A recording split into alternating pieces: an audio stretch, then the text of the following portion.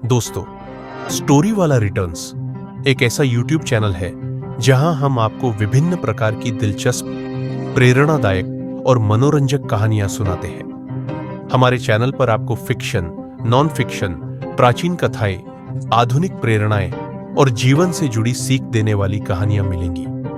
हम सभी आयु के दर्शकों के लिए कंटेंट तैयार करते हैं ताकि हर कोई हमारी कहानियों के माध्यम से नई राहें खोज सके।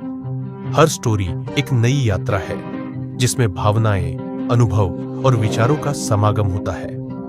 हम अपने सुनने वालों को एक ऐसा अनुभव देना चाहते हैं जिससे वे अपने जीवन में सकारात्मक बदलाव ला सके। हमारी कहानियां न केवल मनोरंजन करती हैं बल्कि आपको सोचने पर भी मजबूर करती हैं और जीवन के मूल्य सिखाती है। आइए हमारे साथ जुड़े और इस अद्भुत कहानी के सफर का हिस्सा बने।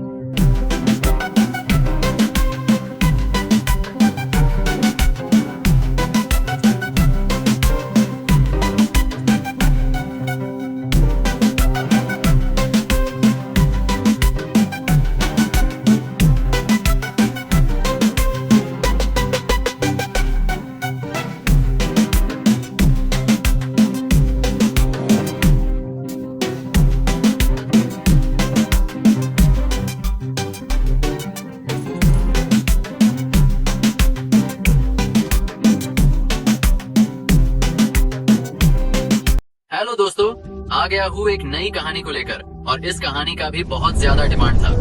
दोस्तों, मैं आपको पहले ही बता दूं कि यह ध्रुव रिटर्न नहीं है और न ही वह कहानी है जिसके बारे में मैंने पहले बोला था। लेकिन दोस्तों, आप जब इस कहानी को सुनोगे तो आप भी खुश हो जाओगे क्योंकि ये कहानी है ही इतना मस्त और ये आप लोगों के पहले की यादों से भी जुड़ा है। दोस्तों, ये कहानी ज्यादा बड़ी नहीं है तो मैंने सोचा पहले इसको खत्म कर दूं, फिर आपको बाकी की कहानियां सुनाई जाए, जैसे कि ध्रुव रिटर्न। तो दोस्तों, बिना किसी और बात के आज की कहानी शुरू करते हैं। मध्य इलाके में एक प्राचीन पहाड़ी बसी थी जिसका नाम था दर्जा पहाड़ी। सूर्यास्त के समय आग जैसी चमक बादलों को रोशन कर रही थी। यह पहाड़ी कई मील तक फैली थी और एक ऊंचे पर्वत की चोटी पर एक चहल पहल वाला शहर बना था। पर्वत की चोटी को लोगों ने समतल कर दिया था और उस पर एक विशाल महानगर बनाया गया था जो जिंदा दिली की शक्ति बिखेर रहा था। यह अकीरा दल की पुश्तैनी जमीन थी जहाँ ज्यादातर लोगों के उपनाम ऐसा था जिससे लगता था कि वह औषधियों से जुड़ा है। इसके अलावा कुछ अपवाद भी थे, जैसे शिष्य, नजदीकी रिश्तेदार या कुछ दूर के रिश्तेदार। चाहे उनकी उत्पत्ति कुछ भी हो, अकीरा दल की पुश्तैनी जमीन पर रहने का मतलब था कि उनका अकीरा दल से एक निर्विवाद रिश्ता था। हालांकि कुछ लोग सिर्फ शाखा सदस्य माने जाते थे। अकीरा दल 8 प्राचीन दलों में से एक। उनके दल का नाम दवा का प्रतीक था और उन्हें दुनिया के सबसे बेहतरीन हकीम माना जा सकता था। दल में कहीं भी जाओ, अगर कोई दल सदस्य हकीम नहीं था तो वह कम से कम हकीम और गोलियों की जांच के बारे में एक दो चीजें जरूर जानता था। पर्वत की सबसे ऊंची चोटी पर एक बहुत बड़ा, ज्यादातर खाली मैदान था। इसके ठीक बीच में एक ऊंचा पत्थर का स्मारक था। स्मारक सादा और विशाल था जो एकजुटता की शानदार शक्ति बिखेर रहा था। यह अकीरा दल के सदस्यों की एकजुटता का प्रतीक था। दल का पत्थर। यह स्मारक अकीरा दल के लिए बहुत महत्वपूर्ण माना जाता था। सिर्फ सबसे मशहूर दल सदस्य ही अपने नाम, अपने माता पिता के नाम के साथ इस दल के पत्थर पर उकेर सकते थे। यह उनके लिए सबसे बड़ा सम्मान था। दल सदस्यों में एक कहावत थी, दल के पत्थर पर अपना नाम लिखने के लिए अगर मौत भी हो जाए तो वह बेकार नहीं होगी। दल के पत्थर को देखते हुए इसके चारों किनारे दल के अलग अलग हिस्सों की ओर इशारा करते थे। पुश्तैनी हॉल, बुजुर्गों का हॉल, दल का स्कूल और दल का खजाना। पर्वत की चोटी के ठीक नीचे आंतरिक रिंग थी जहाँ मूल खून के सदस्य रहते थे। इसके तुरंत नीचे उन दल सदस्यों के घर थे जिनके पास वहां रहने की बड़ी प्रतिष्ठा और ताकत थी। इस इलाके से दवाओं की सघन खुशबू के कई छिटपुट झोंके आते थे। पर्वत के तल पर साधारण दल सदस्य रहते थे। वहां की इमारतें इतनी आकर्षक नहीं थीं। वे किसी भी अन्य कस्बे की इमारतों और सड़कों जैसी दिखती थीं। एक गली में 7 साल की उम्र के बच्चों का एक समूह हकीम का खेल खेल रहा था। भले यह खेल जैसा दिखता था, वे सब असली गोली फॉर्मूलों के शब्दों का जाप कर रहे थे। कोई भी बनावटी नहीं था। जब बच्चे उत्साह से खेल रहे थे, दूर से लंबे पुरुषों का एक समूह आया। जैसे ही वे हंसी की आवाजों की ओर बढ़े, ढलता सूरज उनकी परछाइयों को और लंबा कर रहा था। एक आदमी ने कहा, अरे तुम अभी भी बाहर खेल रहे हो, घर आओ, रात का खाना खाओ। बच्चे और खुश हो गए और पुरुषों के समूह की ओर लपके। बच्चों ने चिल्लाया, पापा वापस आए। एक बच्चे ने कहा, पापा कल मैंने दल के स्कूल में गोली बनाने के बारे में सीखा। जब बच्चों ने अपने पापाओं को अपनी ओर आते देखा, उनकी नन्ही आवाजें और जोरदार हो गईं। पापा हंसते हुए अपने अपने बच्चों को कंधों पर उठा रहे थे। बच्चों में एक 5 साल का लड़का था जो बहुत शांत दिख रहा था, लेकिन उसका हाथ अपने पिता का हाथ कसकर पकड़े था। अपने पिता के हाथ की गर्मी उसे सादा खुशी दे रही थी। जीतांश ने पूछा, क्या हुआ विदुर? फिर से शरारत करके और मम्मी को गुस्सा दिला दिया? बच्चे ने सिर झुकाया। मम्मी गुस्सा है। उसने कहा कि वह मुझसे अब नहीं मानेगी। पापा, तुम मम्मी को मनाओगे ना? जीतांश ने हंसकर अपने बच्चे को कंधों पर उठाया और बोला, हाँ हाँ जरूर, चलो हम बाप बेटे की जोड़ी मिलकर पक्का करेंगे कि तुम्हारी मम्मी हमें अच्छा खाना बनाए। एक मजबूत आदमी अपने कंधे पर एक काफी मोटे बच्चे को उठाए हुए आया, जो भी लगभग 5 साल का था। उसने पूछा, जीतांश, तुम्हारा बच्चा फिर शरारत कर रहा था? मोटा बच्चा जोर से चिल्लाया, पापा, विदुर ने चाची की पसंदीदा फूलदान को गोली भट्टी की तरह इस्तेमाल किया। जीतांश ने खांस कर पूछा, खांस? विदुर, वह नीला हरा फूलदान तो नहीं था ना? उसकी भौहें सिकुड़ गईं। विदुर ने सिर झुकाया। उसके हाथ अपने पिता के सिर पर बेचैनी से घूम रहे थे। क्या मम्मी सचमुच मुझे फिर से नहीं मानेगी? क्या वह सचमुच मुझे फिर कभी रात के खाने में लजीज खाना नहीं बनाएगी? बूढ़े जीतू, क्या वह तुम्हारा अपनी पत्नी को दिया पहला तोहफा नहीं था?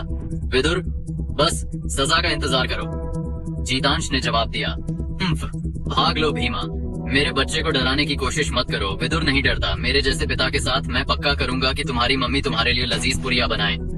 मोटे बच्चे ने जोर से पूछा, पापा, पुरिया क्या है? भीमा ने जवाब दिया, बकवास चीज है, चलो तुम घर जाकर मालपुए खाओ। मोटा बच्चा बोला, हाँ, मालपुए सबसे स्वादिष्ट हैं। उसने सिर हिलाया जैसे उसे कुछ समझ आ गया हो। जीतांश ने भीमा को तिरस्कार भरी नजर दी। बूढ़े भीमा, तुम बेहतर होगा कि कोई और बच्चा ढूंढ लो। ये इतना छोटा है और तुम पहले से ही उसे कुछ भी करने दे रहे हो। भीमा ने तिरछी नजरों से जवाब दिया, तुम्हें कुछ समझ नहीं, चलो घर चलते हैं। जीतांश ने हंसकर कहा, हम जा रहे हैं। जीतांश और भीमा साफ तौर पर इस समूह के अगुवा थे। जैसे ही उन्होंने सबको बताया कि वे जा रहे हैं, सबने हंसते हुए अपने बच्चों को उठाया और घर की ओर चल पड़े। दोनों असल में पड़ोसी थे, तो वे एक ही रास्ते पर घर की ओर चलने लगे। मोटे बच्चे का नाम शोमिल था और वह रास्ते में लगातार बकबक करता रहा, या तो विदुर की मौजूदा बदकिस्मती के बारे में या अपने बड़े भाई शानिल के बारे में बुरा भला कहता रहा। लेकिन हर बार जब मोटा बच्चा विदुर की स्थिति के बारे में बात करता, वह चुपके से उसकी ओर देखता।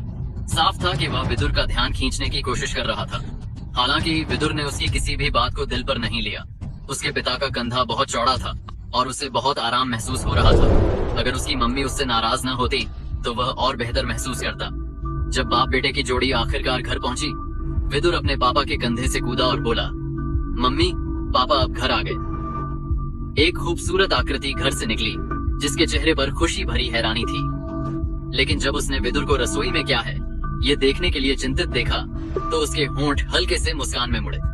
उसने जल्दी से अपना भाव बदला और नकली गुस्से का चेहरा बनाया। उसने कहा, तुम आखिर घर आने को तैयार हुए। जीतांश ने विदुर की ओर आंख मारी। हाँ, मुझे थोड़ी भूख लगी है। रात के खाने में मुर्गी की टांगे हैं। मेरी प्यारी खूबसूरत पत्नी यास्मीरा की बनाई पुरिया इस पूरी दुनिया में सबसे स्वादिष्ट है ना विदुर? विदुर ने तुरंत सिर हिलाया। हाँ, मम्मी की हाथों से बनी पुरिया सबसे स्वादिष्ट हैं। यास्मीरा ने कहा, एक बूढ़ा ठग, एक छोटा ठग। तुम्हारी प्यारी खूबसूरत पत्नी कौन है? जीतांश ने मासूमियत से आंखें झपकाईं और अपनी हथेलियों से यास्मीरा को प्यार से पकड़ा, जो अभी भी नकली गुस्सा दिखा रही थी। उसने कहा, बेशक तुम। विदुर ने और नहीं देख सका। उसका पेट उससे सहमत होकर गुर्राने की आवाज निकाल रहा था। उसने कहा, पापा, मुझे भूख लगी है। यास्मीरा ने हंसकर कहा, छोड़ो, खाना खाते हैं। उसका गुस्सा मुस्कान में बदल गया और वह मुड़कर बाप बेटे की जोड़ी को रसोई में ले गई। खाने की मेज पर कई पकवान कटोरियों से ढके थे। जैसे ही कटोरियां हटाई गईं, एक जबरदस्त खुशबू निकली और उनकी नाक में घुसी। विदुर इतना खुश हुआ कि उसे लगा जैसे वह उड़ सकता है। उसने कहा, वाह, मम्मी सबसे अच्छी है। जीतांश ने हंसकर अपने बेटे को कहा, कहो कि मम्मी सबसे खूबसूरत है। औरतों को इस तरह की बातें सुनना पसंद होता है। विदुर ने जल्दी सीख लिया और बोला, मम्मी सबसे सबसे सबसे सबसे खूबसूरत है। यास्मीरा ने कहा, तुम्हें अपने बेटे को बोला सिखाने से डर नहीं लगता? जीतांश ने जवाब दिया, अगर हम उसे अब कुछ बुरा नहीं सिखाएंगे तो भविष्य में वह कैसे कोई खूबसूरत लड़की को घर लाएगा? यास्मीरा ने कहा, मेरे यास्मीरा के बेटे को चालबाजी की जरूरत है। तुम्हें लगता है वह कौन है? तुम? जीतांश ने हंसकर कहा। हाँ हाँ, ये सच है। रुको जरा, ये शब्द कुछ गड़बड़ लग रहे हैं, यास्मीरा ने कहा। शुरू में मैं भी तुम्हारी चालबाजी में फंस गई थी। विदुर ने अपनी आंखें झपकाईं और मौका पकड़कर बातचीत में कुछ शब्द डाले। मम्मी, पापा ने तुम्हें कैसे ठगा? वह अभी बहुत छोटा था और बहुत चिंतित था कि उसकी मम्मी उसे मानना बंद कर देगी। यास्मीरा ने पूछा, तुम सचमुच जानना चाहते हो? विदुर ने कहा, हाँ। यास्मीरा ने जवाब दिया, जब तुम बड़े हो जाओगे तब मैं तुम्हें बताऊंगी। विदुर ने कहा, मैं तो बड़ा हो गया हूँ, मैंने तो आग की नींव कला की ट्रेनिंग शुरू कर दी है। विदुर सिर्फ जोर से कहने से संतुष्ट नहीं था। वह अपनी कुर्सी से कूदा और अपनी मम्मी पापा के सामने अपनी ट्रेनिंग कला दिखाने लगा। लेकिन उसका सही रूप का अनुकरण बहुत गड़बड़ था और उसकी शक्ल ने उसके माता पिता को हंसी का झटका दे दिया। रात का खाना खाने के बाद यास्मीरा ने विदुर को फूलदान को दवा की भट्टी की तरह इस्तेमाल करने की शरारत के लिए माफ कर दिया। वे सब साथ में पर्वत की चोटी की ओर टहलने गए। देर शाम की हल्की हवा सुखद थी और विदुर पर्वत के रास्ते पर खेलने और मनोरंजन करने लगा। परिवार एक साथ बहुत खुश था। पर्वत की चोटी पर पहुंचकर उन्होंने सार्वजनिक चौक के बीच में दल का पत्थर देखा। वहां पहले से ही काफी लोग थे। जीतांश ने हंसकर कहा, आओ आज मैं तुम्हें एक खास जगह ले चलता हूँ। पहले वही जगह थी जहाँ तुम्हारे पापा तुम्हारी मम्मी के साथ थे। और यास्मीरा ने पैर पटका और उसके खूबसूरत साफ चेहरे पर 2 लाल बिंदु उभरे।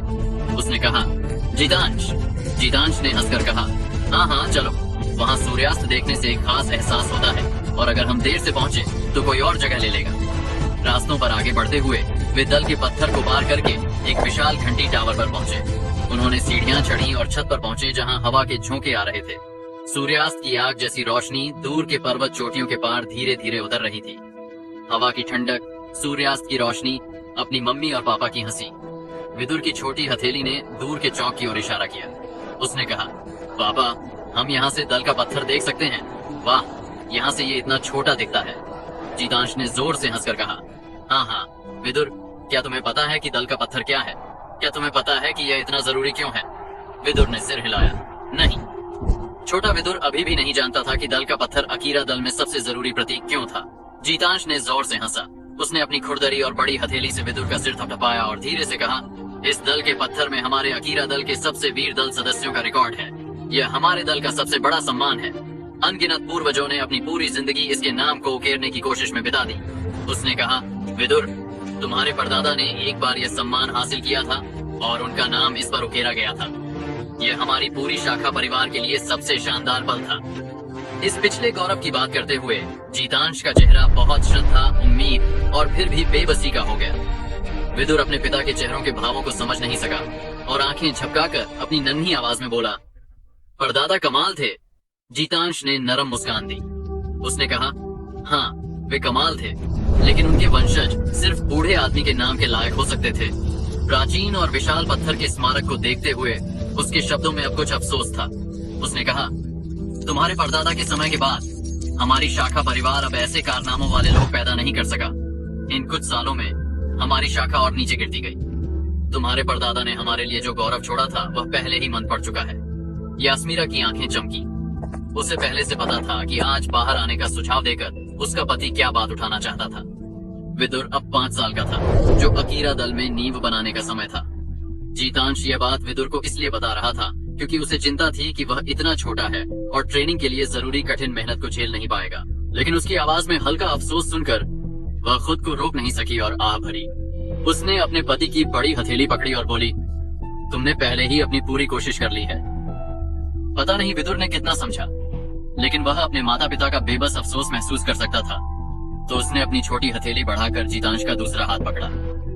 उसकी चमकदार आंखें दूर के बड़े पत्थर की स्मारक को घूर रही थी। उसने कहा, पापा, मैं तुम्हारा और मम्मी का नाम इस पर डलवाऊंगा। 5 साल के विदुर की नन्ही मासूम आवाज गंभीर थी। अगर ऐसा करने से उसके पापा और मम्मी खुश होते तो वह इसके लिए अपनी पूरी ताकत लगा देता। यह सुनकर जीतांश हिल गया। दल के पत्थर पर नाम उकेरना बहुत मुश्किल था। अनगिनत प्रतिभाशाली लोग नाकाम रहे थे, लेकिन उसने फिर भी छोटे विदुर को हौसला देते हुए सिर हिलाया। उसने कहा, तो तुम्हारा पिता उस दिन का इंतजार करेगा। मेरा बेटा विदुर जरूर कमाल करेगा। विदुर ने जोर से सिर हिलाया। उसका नन्हा दिल दृढ़ता से भरा था। समय बीत गया और आंख झपकते 8 साल बीत गए। घंटी टावर में भरी वह दृढ़ता विदुर ने पिछले 8 सालों में कभी नहीं भूली। जब वह 6 साल का था, वह दल के स्कूल में शामिल हो गया था। उसने लगभग पागलपन से ट्रेनिंग की, क्योंकि जब भी वह आगे बढ़ता, वह अपने पिता की आंखों में गर्व और अपनी माँ की खुशी भरी मुस्कान देख सकता था। दल के स्कूल के एक ट्रेनिंग कमरे में एक हरे लबादे वाला नौजवान शारीरिक अभ्यास कर रहा था। उसकी हरकतें तीर की तरह थीं, सीधी और बिना रुके। अचानक उसकी हरकतें लड़खड़ा गईं और उसकी शक्तियां खत्म होने के निशान दिखे तो उसे रुकना पड़ा। नौजवान ने गंदी हवा की लंबी सांस छोड़ी। एक मोटी आकृति बाहर से दौड़कर आई और बोली, विदुर भाई, चलो घर चलते हैं, मुझे भूख लगी है। हरे लबादे वाला नौजवान 13 साल का विदुर था और मोटा शोमिल था। इन 8 सालों में विदुर लंबा और चमकदार हो गया था। शोमिल के लिए वह लंबा तो हुआ, लेकिन कुछ मायनों में वह अभी भी वही मोटा था जो बकबक करना पसंद करता था। विदुर ने मुस्कुराकर सिर हिलाया और बोला, ठीक है, चलते हैं। शोमिल ने अपनी होंठ चाटे और बोला, हाँ, जब हम सुबह निकले थे तो चाची ने कहा था कि आज रात के खाने में दावत होगी। जब भी वह खाने के बारे में सोचता, वह अपनी भूख को रोक नहीं पाता और लगातार थूक निकलता रहता। लेकिन विदुर का मूड नहीं बन पा रहा था। जब भी ऐसी दावत होती थी, इसका मतलब था कि उसके पिता को बाहर जाना था। जब वह छोटा था, उसे यह नहीं पता था, लेकिन अब 13 साल की उम्र में उसने सीख लिया था कि यह बाहर जाना असल में दल के मिशनों को पूरा करना था। उसके पिता और चाचा भीमा दोनों दल के लोहा रक्षक थे। अकीरा दल के लोहा रक्षक आमतौर पर दल से बाहर नहीं जाते थे, लेकिन जब जाते थे तो उन्हें सौंपे गए मिशन जरूर बहुत खतरनाक होते थे। आसान मिशन लोहा रक्षकों को संभालने की जरूरत नहीं थी। आसपास के संप्रदाय और स्कूल जो अकीरा दल से जुड़े थे, वे इन्हें संभाल सकते थे। सिर्फ जब उन लोगों के पास कोई और तरीका नहीं बचता था, तब अकीरा दल लोहा रक्षकों को भेजता था। साफ था कि खतरे का स्तर कम नहीं होता था। शोमिल अक्सर विदुर के घर खाने जाता था। उस दिन से जब उसने पुड़िया खाई थी, शोमिल कभी अपने घर खाने नहीं गया। उसकी माँ का पहले ही देहांत हो गया था और उसके पिता ने फिर से शादी नहीं की थी। उनके परिवार में कोई और औरत नहीं थी, तो हर दिन हर खाने में सिर्फ भाप में पके खाने होते थे। भले उनमें किसी चीज की कमी नहीं थी, वे हमेशा उबले और अचार वाले होते थे। अगर उसने कभी और खाना नहीं खाया होता तो ठीक था, लेकिन पुड़िया खाने के बाद शोमिल हर दिन वही बेस्वाद खाना नहीं खा सकता था। विदुर का परिवार स्वाभाविक रूप से शोमिल का स्वागत करता था। दल में खाना ज्यादा मायने नहीं रखता था। इसके अलावा मोटे शोमिल के खाने आने से विदुर का हिस्सा भी अनजाने में बढ़ जाता था। खाने के बाद भीमा ने शोमिल के कंधे पर थपकी दी और कहा, शोमिल, आज थोड़ा जल्दी घर चले जाओ। शोमिल को भी पता था कि उसका पिता मिशन पर जा रहा था। मुंह पोंछकर और अलविदा कहकर वह जल्दी गायब हो गया। शोमिल के जाने के बाद जीतांश और विदुर हंसे। जीतांश ने कहा, विदुर, बाहर चलकर बात करते हैं। विदुर ने सिर हिलाया और बाहर चला गया। बाहर पहुंचकर जीतांश फिर हंसा और छत पर कूद गया। विदुर ने हल्की चीख के साथ दीवार के सहारे दौड़कर ऊपर चढ़ गया। उसने पूछा, पापा? कभी कभी उसके पिता को दल के लिए मिशन पर जाना पड़ता था, लेकिन उन्होंने आज की तरह पहले कभी विदुर को छत पर बात करने के लिए नहीं लाया था। जीतांश ने हंसकर कहा, हाँ, क्या तुम्हें अजीब लग रहा है? इस बार पापा को शायद लंबे वक्त के लिए बाहर जाना होगा, लेकिन उम्मीद है कि मैं 10वें महीने की 9 तारीख से पहले वापस आ जाऊंगा। वह दिन उसकी मम्मी का जन्मदिन था। विदुर ने सिर हिलाया और मुस्कुराया। उसके पिता हमेशा उस दिन को मनाने के लिए तरह तरह के तरीके तैयार करते थे। यह विदुर के जन्मदिन और नए साल के साथ उनके परिवार का सबसे उत्सवपूर्ण समय था। जीतांश ने कहा, लेकिन अगर मैं तब तक वापस नहीं आया तो पापा की तरफ से यह तुम्हारी मम्मी को दे देना। उसने अपने लबादे से एक हेयर पिन निकाली और उसे दी। उसने कहा, लेकिन तुम इसे पहले नहीं दे सकते, सिर्फ तभी देना अगर मैं वापस नहीं आया। औरतों को रोमांटिक चीजें पसंद होती हैं। विदुर ने आंखें मटकाईं। उसकी मम्मी और पापा जरा ज्यादा रोमांटिक थे। किसी भी तरह वह इसे सीख नहीं पा रहा था। जीतांश ने फिर विदुर को लड़कियों को पटाने की कुछ और तकनीकें बताईं, लेकिन अचानक वह रुक गया जब उसने विदुर की आंखों में देखा। उसने पूछा, तुम्हारी आग नींव शक्तियां किस स्तर पर पहुंच गई है? मुझे दिखाओ। विदुर की आंखें चमकी और उसने अपनी हथेली अपने पिता की ओर बढ़ाई। जीतांश ने अपनी हथेलियां जोड़ी। एक गूंज सुनाई दी और एक ताकतवर शक्ति उसके शरीर से फट पड़ी। यह जल्दी से एक भयंकर बाघ में सघन हो गई जो विदुर पर हमला कर रहा था। विदुर ने जोर से चिल्लाया, आग्नीव! उसके शरीर से शक्तियां उमड़ी और उसकी रोशनी ने एक सख्त रक्षा बनाई। रोशनी उसकी हथेलियों पर सघन हुई और उसके पिता की छाती की ओर बढ़ी। जीतांश ने कहा, चाह सितारा वाला एकलव्य, बुरा नहीं। जीतांश रुका और उससे निकल रही फटने वाली शक्ति शून्य में गायब हो गई। लेकिन विदुर का इतना नियंत्रण नहीं था। उसने जल्दी से अपनी ताकत वापस खींचने की कोशिश की और इस पर ज्यादा ध्यान देने की वजह से वह छत से गिर पड़ा। उठकर उसने गुस्से में कहा, पापा मजाक करना बंद करो, क्या तुमने नहीं कहा था कि तुम मेरे साथ अभ्यास करोगे? जीतांश ने कहा, क्या अभ्यास के लिए हाथ मिलाना जरूरी है? रवैया भी एक तरह की लड़ाई है। अपने रवैये से दुश्मनों को डराना, अपने विरोधियों की मंशा को समझना, ये चीजें तुम सिर्फ ट्रेनिंग से नहीं सीख सकते। विदुर अवाक रह गया, जैसे कुछ समझ गया हो, लेकिन यह बहुत धुंधला भी लग रहा था। जीतांश ने हंसकर विदुर के कंधे पर थपकी दी और बोला, ऐसी चीज बहुत मुश्किल है और तुम्हें अभी इसे समझने की जरूरत नहीं है।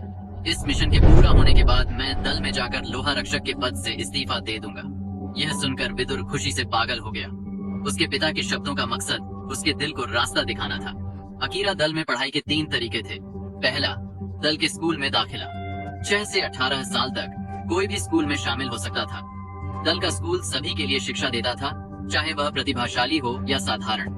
दूसरा, घर पर रहकर परिवार के बुजुर्गों से पढ़ाई करना। ऐसी ट्रेनिंग का नतीजा स्वाभाविक रूप से दल के स्कूल की बहुत व्यापक पढ़ाई से बेहतर था, जिसमें बहुत सारे छात्र होते थे। इसके अलावा कई गुप्त कलाएं सिर्फ परिवारों के अंदर ही चलती थीं। दल का स्कूल जो पढ़ा सकता था वह सब बहुत आम था। तीसरा, दल के बुजुर्ग का शिष्य बनना। दल के योद्धा कभी कभी युवा शिष्यों को चुनते थे, लेकिन सिर्फ सबसे बेहतरीन को ही ऐसा मौका मिलता था। विदुर अभी दल के स्कूल में कठिन ट्रेनिंग कर रहा था। उसकी प्रगति पहले से काफी अच्छी थी। 13 साल की उम्र में वह पहले ही 6 सितारा एकलव्य था। इसके अलावा उसने अपनी शक्तियां बढ़ाने के लिए कभी उग्र दवा गोलियां नहीं ली थी। हर महीने वह सिर्फ एक नींव मजबूत करने वाली गोली लेता था। अपनी प्रतिभा के साथ दल के स्कूल में ट्रेनिंग जारी रखना भी बुरा नहीं था, लेकिन वह धीरे धीरे दल के बाकी प्रतिभाशाली शिष्यों से पीछे रह जाता। विदुर ने कहा, पापा। जीतांश ने कहा, चिंता मत करो, मैंने आखिरकार काफी पैसे जमा कर लिए हैं। अब जब तुम 6 सितारा एकलव्य हो, तुम आखिरकार एक असली ट्रेनिंग कला शुरू कर सकते हो। दल के स्कूल की कुछ बेहतरीन तकनीकें बुरी नहीं है। इन 2 सालों में तुम्हारी प्रगति के साथ तुम्हें सबसे अच्छी तकनीक चुननी चाहिए। अकीरा दल दवा बनाने को बहुत महत्व और सम्मान देता था, इसलिए दल के शिष्यों को पहले आग की नींव कला की ट्रेनिंग करनी पड़ती थी। जब उनके शरीर में आग गुण वाली शक्तियाँ काफी स्तर तक पहुँच जाती थीं, तभी वे नींव बनाने वाली ट्रेनिंग कला चुन सकते थे। आग नींव से असली नींव बनाने वाली ट्रेनिंग कला तक का कदम बहुत जरूरी था। विदुर ने कहा, लेकिन पापा, सबसे अच्छी तकनीकों के लिए बहुत ज्यादा। वह पहले से ही एक ऐसी तकनीक चुनने की तैयारी कर चुका था जिसके लिए ज्यादा अतिरिक्त दवाओं की जरूरत न हो। जीतांश ने हंसकर कहा, हाँ, इसकी चिंता मत करो, तुम्हारा पिता तुम्हारे लिए रास्ता बनाएगा। विदुर, बस मेहनत करो, तुम्हारा पिता कुछ नहीं कहेगा। ठीक है, जाओ अपनी मम्मी से थोड़ी बात करो और जेड हेयरपिन के बारे में मत भूलना, उसे इसके बारे में पता नहीं चलना चाहिए। विदुर ने उत्साह से सिर हिलाया। हाँ, अपने पिता की बड़ी कदकाठी को देखकर उसका दिल गर्मी से भर गया। रात बीत गई। सुबह जल्दी सूरज उगने से पहले विदुर ने अपने माता पिता को बिस्तर से उठते सुना। वह चुपके से बिस्तर से उठा और खिड़की के पास गया। तारों की रोशनी में उसने देखा कि चाचा शू अगले दरवाजे पर पहले से इंतजार कर रहे थे। भीमा ने कहा, बूढ़े जीतू, जल्दी कर, औरतों वाले बूढ़े आदमी सबसे ज्यादा परेशान करते हैं। जीतांश ने जवाब दिया, भाग और चुप रहो, उन्हें जगाना मत। और हाँ, बूढ़ा आदमी कौन है? भीमा ने कहा, ठीक ठीक, चलो। तारों की रोशनी में 2 आकृतियां दूर गायब हो गईं। विदुर के अंदर एक उदास बेबसी का एहसास भर गया। इस वक्त उसकी माँ अंदर आई और विदुर को देखा। उसने हंसकर कहा, विदुर, चलो नाश्ता खाते हैं। विदुर ने कहा, ठीक है मम्मी, पापा ने कहा कि वह लोहा रक्षक के पद से इस्तीफा दे देंगे। यासमीरा ने हंसकर कहा, हाँ हाँ, मम्मी को पहले से पता है, चिंता मत करो, भले वह लोहा रक्षक न रहे, वह फिर भी दल सिपाही बन सकता है। विदुर ने आंखें झपकाईं। दल सिपाहियों की तनख्वाह और व्यवहार में लोहा रक्षकों से साफ अंतर था। उनके परिवार की स्थिति विदुर को बहुत अच्छे से पता थी और सबसे अच्छी नींव बनाने वाली तकनीकों के लिए बहुत सारे संसाधनों की जरूरत थी। विदुर जोरदार बनना चाहता था, लेकिन वह अपने परिवार पर इतना भारी बोझ भी नहीं डालना चाहता था। यासमीरा ने गर्मजोशी से मुस्कुराकर विदुर का हाथ सहलाया और बोली, क्या विदुर ने अपने परिवार के बारे में सोचना सीख लिया? खैर, इसकी ज्यादा चिंता मत करो और खाना खाओ। इस पर विदुर ने कहा, हाँ मम्मी। पर्वत की चोटी पर स्थित दल के स्कूल की ओर सिर्फ एक ही रास्ता था, बाकी सभी रास्तों पर कई स्तरों का नियंत्रण था। ऊपर से आदेश के बिना अन्य रास्तों से घुसने की सजा मौत थी। रास्ते पर चलते हुए विदुर अपने शरीर में शक्ति को सुचारू रूप से और तेजी से घुमा रहा था। बिना शक्ति विधि के ऐसा करने का एकमात्र तरीका आग की नींव कला का इस्तेमाल करके शक्ति को लगातार संचालित करना था। इस वक्त विदुर को लग रहा था कि वह 7 सितारा एकलव्य रैंक तक बढ़ने की कगार पर था। इस तरह का एहसास बहुत शानदार था, लेकिन इस एहसास के बावजूद वास्तव में आगे बढ़ना इतना आसान नहीं था। आग की नींव कला एक बेहतरीन तकनीक थी जो अकीरा दल के शिष्यों को बाहरी लोगों से ऊपर खड़ा करती थी, जिससे ये शिष्य गोली बनाने में ज्यादा संवेदनशील हो जाते थे और उनकी अंदरूनी शक्ति बढ़ती थी, जो गोली बनाने में कई फायदे देती थी। इसके कई फायदों के बावजूद इसकी कमजोरी भी बहुत साफ थी। अगर तुम आग की नींव कला का इस्तेमाल करके शक्ति की ट्रेनिंग करते तो हर एक उन्नति, सितारों सहित, के लिए कीमती सामग्रियों की भारी कीमत चुकानी पड़ती थी। यह स्वाभाविक था कि इतनी जबरदस्त खपत के साथ कई फायदे आते थे जो इसे सार्थक बनाते थे। उन्नति के समय कोई कीमती सामग्रियों की शक्ति को सोख लेता था और नतीजतन आत्मा की संवेदनशीलता, शरीर का अग्नि लकड़ी गुण, साथ ही शक्ति का नियंत्रण और मजबूती, सभी में गुणात्मक बढ़ोतरी होती थी। अकीरा दल में लगभग 70% दल के सदस्य गोली बनाने में माहिर थे। बस यूं ही लोहा रक्षकों का एक समूह पकड़ लो तो तुम्हें कई दूसरी या तीसरी श्रेणी के हकीम मिल जाएंगे। इस तथ्य के अलावा कि ज्यादातर दल के सदस्यों में अग्नि लकड़ी गुण थे, बचपन से आग की नींव कला की ट्रेनिंग का प्रभाव भी हकीमों की संख्या में योगदान देता था। दल के स्कूल में अपने सहपाठियों में विदुर को सबसे शानदार नहीं माना जाता था, लेकिन थोड़ी मेहनत से वह शीर्ष 10 में जगह बना सकता था। लेकिन कुछ खराब प्रदर्शन उसे रैंकिंग में नीचे गिरा सकते थे। दल के स्कूल में हर कक्षा में लगभग 100 शिष्य थे और इसमें 5 कक्षाएं थीं, तो कुल मिलाकर लगभग 500 शिष्य थे। विदुर की रैंकिंग उल्लेखनीय नहीं मानी जाती थी, लेकिन यह इतनी ऊंची थी कि बुजुर्ग उससे आसानी से उम्मीदें नहीं छोड़ते थे। हालांकि शिष्य ज्यादातर उन परिवारों से थे जो या तो गरीब हालत में थे या जिनमें तुलनात्मक रूप से कम प्रतिभा थी। दल का स्कूल उन बुजुर्गों द्वारा चलाया जाता था जो डील देने की हिम्मत नहीं करते थे। बुजुर्ग कबीले के दिशा निर्देशों का पालन करते हुए हर एक शिष्य को पूरी लगन से पढ़ाते थे। आज की पढ़ाई गोली बनाने की विधि पर थी। तुलना में सभी पहले से ही आग की नींव कला से अच्छे से वाकिफ थे, तो जब उन्होंने देखा कि यह गोली बनाने का शिक्षक था, सभी का ध्यान तुरंत उस पर केंद्रित हो गया। विदुर की आंखें ध्यान से चमक रही थीं। गोली बनाने की विधियों के बारे में वह पूरी तरह अनजान नहीं था। उसके पिता गोलियां बना सकते थे और उनके परिवार में एक दवा की कड़ाही थी जिसे उसके पिता बहुत महत्व देते थे। हर बार जब विदुर उस दवा की कड़ाही को देखता, उसके दिल में उसे आजमाने की इच्छा होती। उसके पिता ने उसे बताया था कि यह उसकी जन्मजात प्रतिभा थी, जो अकीरा दल की प्रकृति उसके खून और नसों में थी। उन्होंने तो हंसकर डींग भी मारी थी कि विदुर में हकीम बनने की जन्मजात प्रतिभा थी। अभी वह बहुत छोटा था। जब वह बड़ा होगा तो उसे जीविका के लिए कौशल और काम की जरूरत होगी। अगर वह गोली बनाने की विधियां सीख लेता तो वह दल के स्कूल में शिक्षक बन सकता था। गोली बनाने की पढ़ाई पूरी कक्षा तक चली। विदुर की आंखों के सामने एक पूरी नई दुनिया खुल रही थी। तरह तरह की सामग्रियां, आग पर उनके प्रभाव, अलग अलग तरह की प्रतिक्रियाएं और मिश्रण, और कैसे वे तरह तरह के उपयोगों के साथ दवा की गोलियों का रूप ले सकती थीं। गोली बनाने की बुनियादी पढ़ाई का जिम्मेदार स्कूल का मुख्य बुजुर्ग वालान था। हकीम बनाना स्कूल का सबसे जरूरी विषय था। वालान को जूनियर्स को बुनियादी बातें सिखाने में 10 साल का अनुभव था और उन्हें दल का नंबर 1 शिक्षक कहलाने में कोई शर्मिंदगी नहीं होती थी। एक कहावत थी कि दल के 6ठी या यहाँ तक की 7वीं श्रेणी के हकीम भी बुनियादी बातें सिखाने में उनके सामने कमजोर थे। अगर कोई शख्स बहुत ताकतवर था तो इसका मतलब सिर्फ यह था कि वह बहुत प्रतिभाशाली था। लेकिन अगर तुम किसी बहुत ताकतवर शख्स को पढ़ाने और तैयार करने में कामयाब हुए तो वह एक अलग बात थी। यही वजह थी कि जीतांश ने खुद विदुर को नहीं सिखाया और इसके बजाय दल के स्कूल की व्यवस्था का इंतजार किया। आखिर में वह सही था। विदुर को हकीम बनने में बहुत रुचि थी और वालान की पढ़ाई के तहत उसका दिमाग अनगिनत विचारों से भरने लगा। खून रोकने वाली गोली, रक्त पूरक गोली। वालान ने नरम ढंग से हंसकर कहा, ठीक है, आज की हकीम बनने की पढ़ाई यहीं रुकती है। ज्यादा से ज्यादा मत काटो। आज घर लौटने के बाद जिनके पास सामर्थ्य है वे खून रोकने वाली गोली बनाने की कोशिश कर सकते हैं। कल इसे साथ लाओ, मैं तुम्हारी गोलियों की जांच करूंगा और कुछ सलाह दूंगा। इस साल के शिष्यों के समूह में कुछ बहुत अच्छे पौधे थे। भले शक्ति के मामले में वे मूल खून की रेखा के उन प्रतिभाओं से मुकाबला न कर पाए जिनके पास संसाधनों की बहुतायत थी, लेकिन अगर वे हकीम बनने का रास्ता चुनते तो उनकी जन्मजात प्रतिभा ज्यादा कमजोर नहीं होती थी। यह रास्ता उन्हें उज्जवल भविष्य दे सकता था। दल के सभी बुजुर्गों की तुलना में वालान को सिर्फ सबसे निचले स्तर का माना जाता था, लेकिन जब भी वह इन शानदार पौधों को देखता उसे लगता था कि दल के स्कूल का शिक्षक बनने का उसका बलिदान बहुत सार्थक था। अगर ये शिष्य आखिर में दल में ऊंचा पद हासिल कर लेते और कई ताकतवर योद्धाओं की कमान संभाल लेते भले ही उन्होंने उसे कभी अपना गुरु न कहा। वह हमेशा दल के स्कूल का बुजुर्ग रहेगा और वह फिर भी सोचेगा कि उन्होंने उसकी जिंदगी को अर्थ दिया। विदुर ने हाथ उठाया और अचानक सवाल पूछा, बुजुर्ग, सर्द मूल घास और 7 आग वाली घास एक साथ कैसे मिल सकती हैं? उनकी औषधीय खासियतों को देखते हुए क्या उन्हें एक दूसरे को रद्द नहीं करना चाहिए? वालान ने हंसकर कहा, हाँ विदुर, जीतांश का बेटा है ना? यह सवाल उठाने का मतलब है कि तुमने वाकई मेरी बात सुनी और याद रखी। एक अच्छी स्मृति होना किसी भी सफल हकीम के लिए जरूरी नींव है। भले सर्द मूल घास और 7 आग वाली घास की खासियतें एक दूसरे से टकराती हों, हमारे अकीरा दल के पास एक खास विधि है जो उन्हें वैकल्पिक मिश्रण बनाने देती है। मैं इसके बारे में बस इतना ही कहूंगा। कल मैं इस स्थिति को ठीक ठीक बताऊंगा। घर जाने के बाद तुम सब इस समस्या के बारे में ध्यान से सोचो। कल मैं तुमसे इसके बारे में पूछूंगा। वालान ने सिर हिलाकर बहुत संतुष्टि जताई। पहले उसने वास्तव में इस सवाल को उठाने की योजना बनाई थी, लेकिन विदुर ने इसे पहले ही पूछ लिया।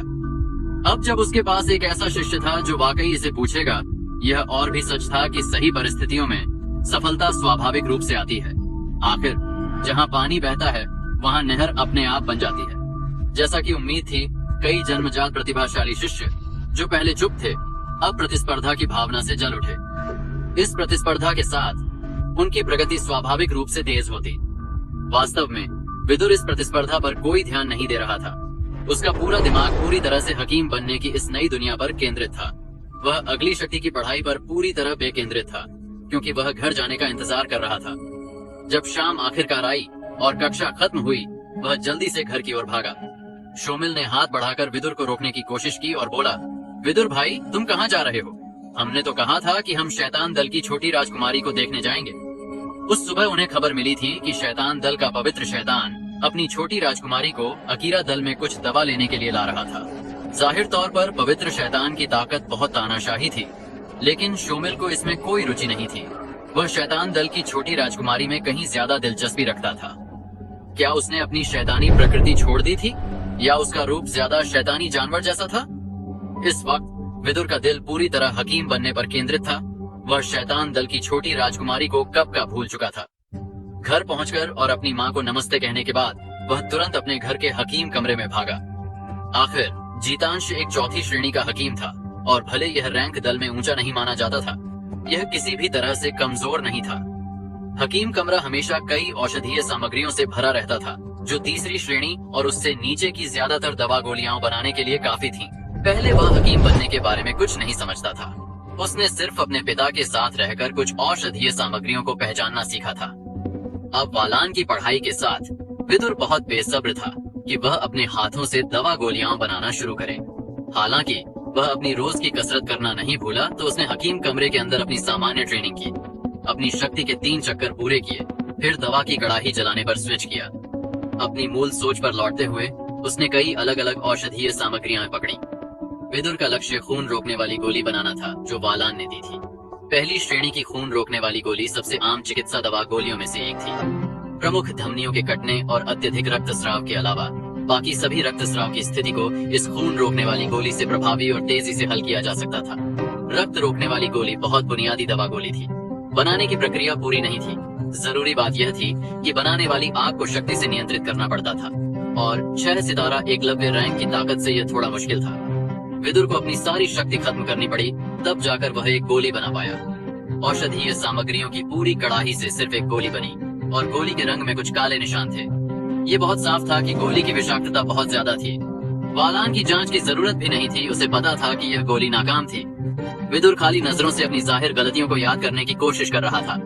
इसके बाद वह क्रॉस लेग बैठ गया और ध्यान लगाया, धीरे धीरे अपनी खोई शक्ति को ठीक करते हुए। 1 घंटे के ध्यान के बाद उसकी शक्ति आखिरकार काफी ठीक हो गई। बिना एक पल की देर किए विदुर ने औषधीय सामग्रियों का दूसरा बैच कड़ाही में डाला, अपनी शक्ति घुमाकर बनाने शुरू किया। पहली श्रेणी की गोली की सामग्रियां अकीरा दल में कीमती नहीं थीं, तो विदुर अपने दिल की तृप्ति तक बना सकता था। इस बार बनाना साफ तौर पर ज्यादा कुशल था, लेकिन फिर भी कुछ जाहिर गलतियां और विचलन थे। दवा की कड़ाही ने एक धमाके की आवाज निकाली, खुली और 3 खून रोकने वाली गोलियां निकली। गोलियों के लाल रंग में कुछ हल्के काले धागे थे, जो साफ तौर पर कुछ जहरीले तत्व थे, लेकिन पहली बार की तुलना में सुधार बहुत ज्यादा था। विदुर की आंखें चमक रही थीं, क्योंकि उसने अपने शरीर की बची खुची आखिरी शक्ति को बहुत सावधानी से इस्तेमाल करके दवा की गोलियों को कड़ाही से एक चीनी मिट्टी की बोतल में डाला। विदुर फिर भी सिर्फ इतने से संतुष्ट नहीं था। एक बार फिर वह क्रॉस लेग बैठ गया और अपनी शक्ति ठीक करने के लिए ध्यान लगाया। उसके लिए गोली बनाने की प्रक्रिया बहुत आकर्षक थी। अपनी शक्ति के नियंत्रण में दवा की गोली को धीरे धीरे दवा की कड़ाही में आकार लेते महसूस करना वाकई एक शानदार एहसास था। हालांकि जब वह अपनी तीसरी बार बनाने वाला था, तभी बाहर से उसकी माँ की आवाज आई। यास्मीरा ने कहा, विदुर, रात का खाना खाने का वक्त है। विदुर ने जवाब दिया, ठीक है। यास्मीरा ने पूछा, शोमिल कहाँ है? विदुर ने कहा, अरे वह शैतान दल की छोटी राजकुमारी को देखने गया। अब जाकर विदुर को मोटे के साथ अपनी सहमति याद आई। यास्मीरा ने हंसकर कहा, इतना छोटा है और फिर भी उसे खूबसूरत लड़कियां देखने का पता है। बच्चे वाकई बड़े हो गए। उसने पूछा, तुम क्यों नहीं गए? विदुर ने सिर खुजलाया और सादगी से जवाब दिया, मैं भूल गया। इसने यास्मीरा को सचमुच चिंता और खुशी दोनों का एहसास दिया। 13 साल की उम्र ठीक वह वक्त है जब लड़के पहली बार लड़कियों के लिए प्यार जागने लगते हैं। वह ऐसी चीज को कैसे भूल सकता था? हालांकि अस्थायी रूप से लड़कियों से न निपटने से वह ट्रेनिंग के लिए ज्यादा शक्ति दे सकता था, जो एक सही रास्ता भी था।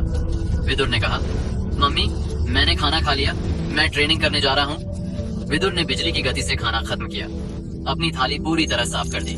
कुछ वाक्य बोलने में जितना वक्त लगा, उतना कम वक्त उसके पास बनाने के लिए था। खड़े होकर वह धुएं की तरह हकीम कमरे में गायब हो गया।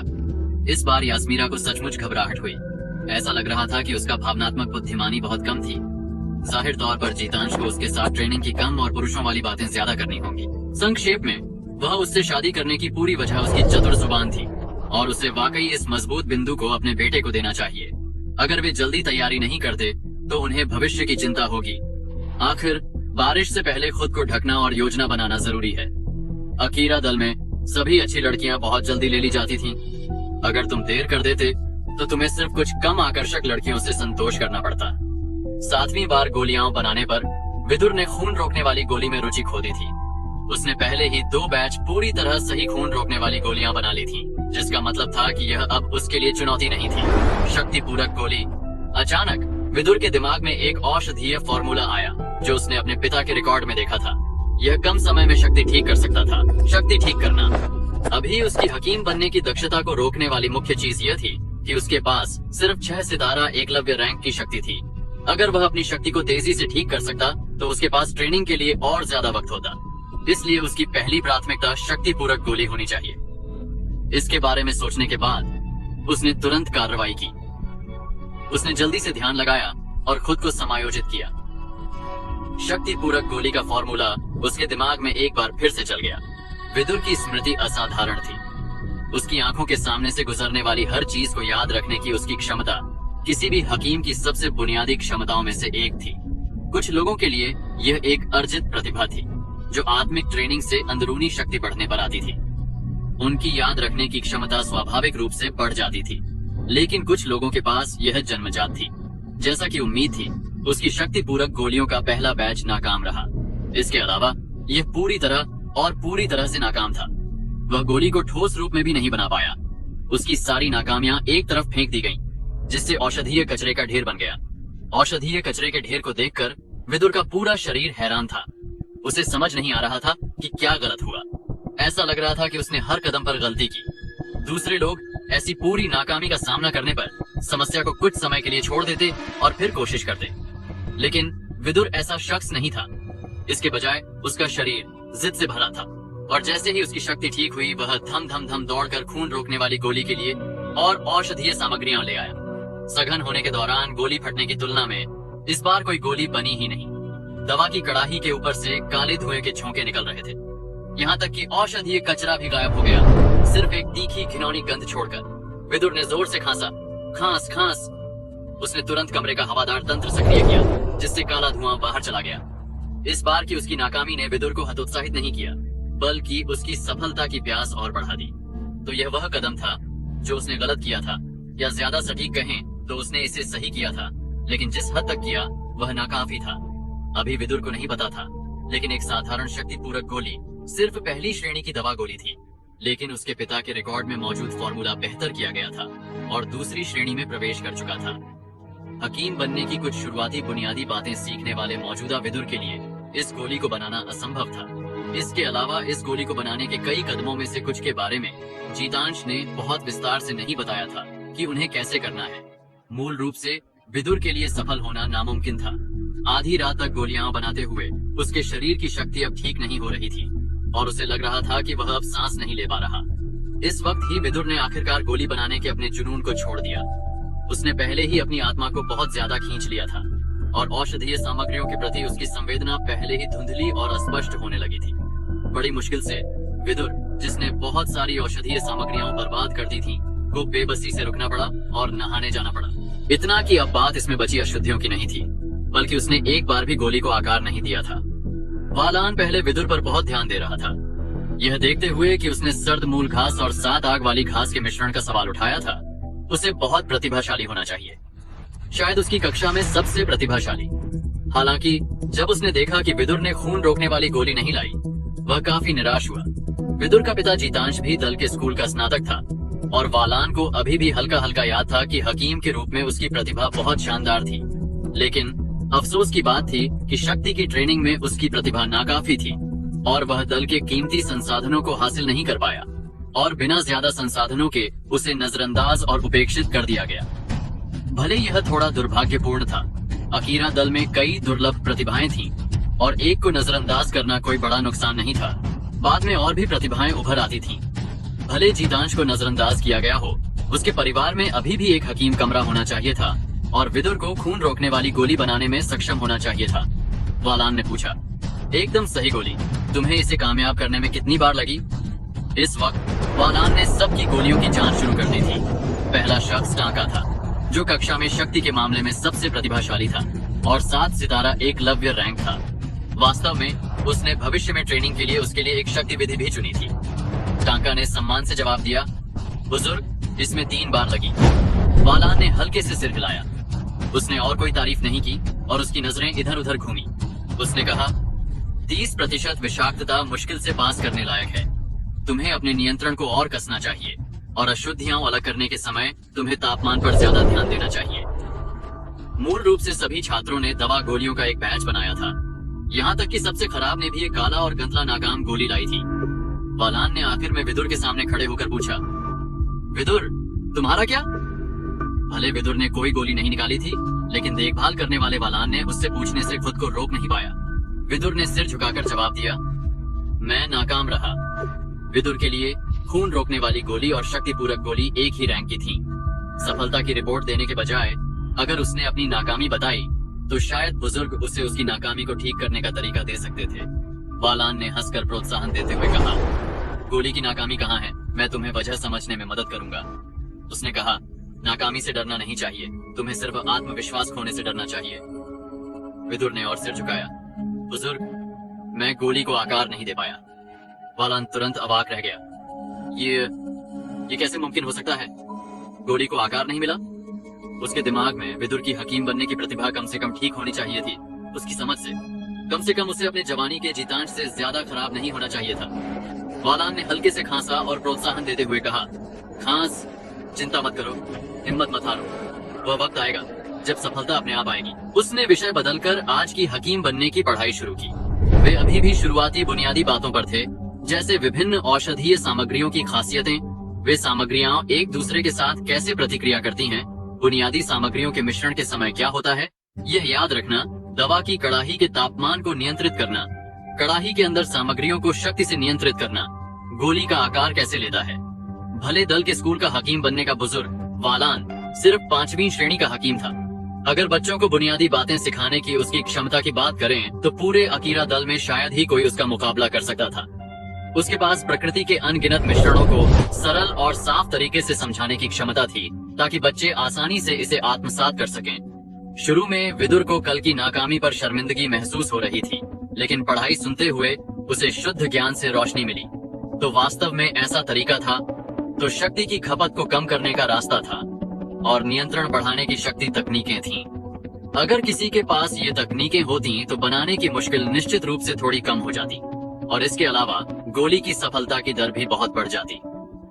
दोपहर में जब दल का स्कूल खत्म हुआ, विदुर फिर से बेसब्री से जल रहा था, क्योंकि वह घर भागा, हकीम बनने को बेताब। इस बार मोटा शोमिल अपने हाथ पूरी तरह फैलाने या कुछ कहने का मौका का भी नहीं पाया था कि विदुर हवा की तरह उससे बचकर भाग निकला।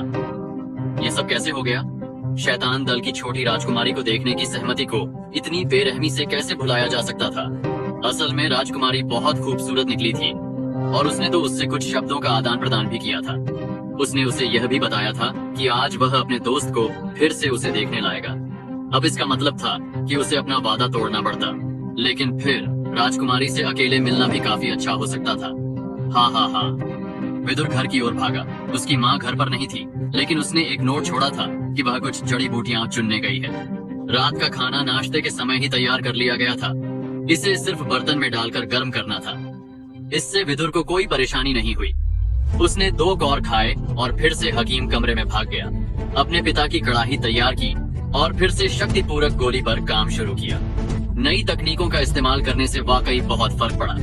कड़ाही का तापमान बहुत तेजी से बढ़ गया, लेकिन उसकी शक्ति की खपत बहुत कम हो गई। औषधीय सामग्रियां अंदर बहुत आसानी से मिल रही थीं। सब कुछ आसानी से चल रहा था और विदुर को एक तरह का अंतर्ज्ञान हो रहा था कि इस बार उसकी गोली शायद एकदम सही बनेगी और उसकी अंदरूनी शक्ति से वह यह भी बता सकता था कि गोली वाकई बहुत आसानी से सही ढंग से बन रही थी।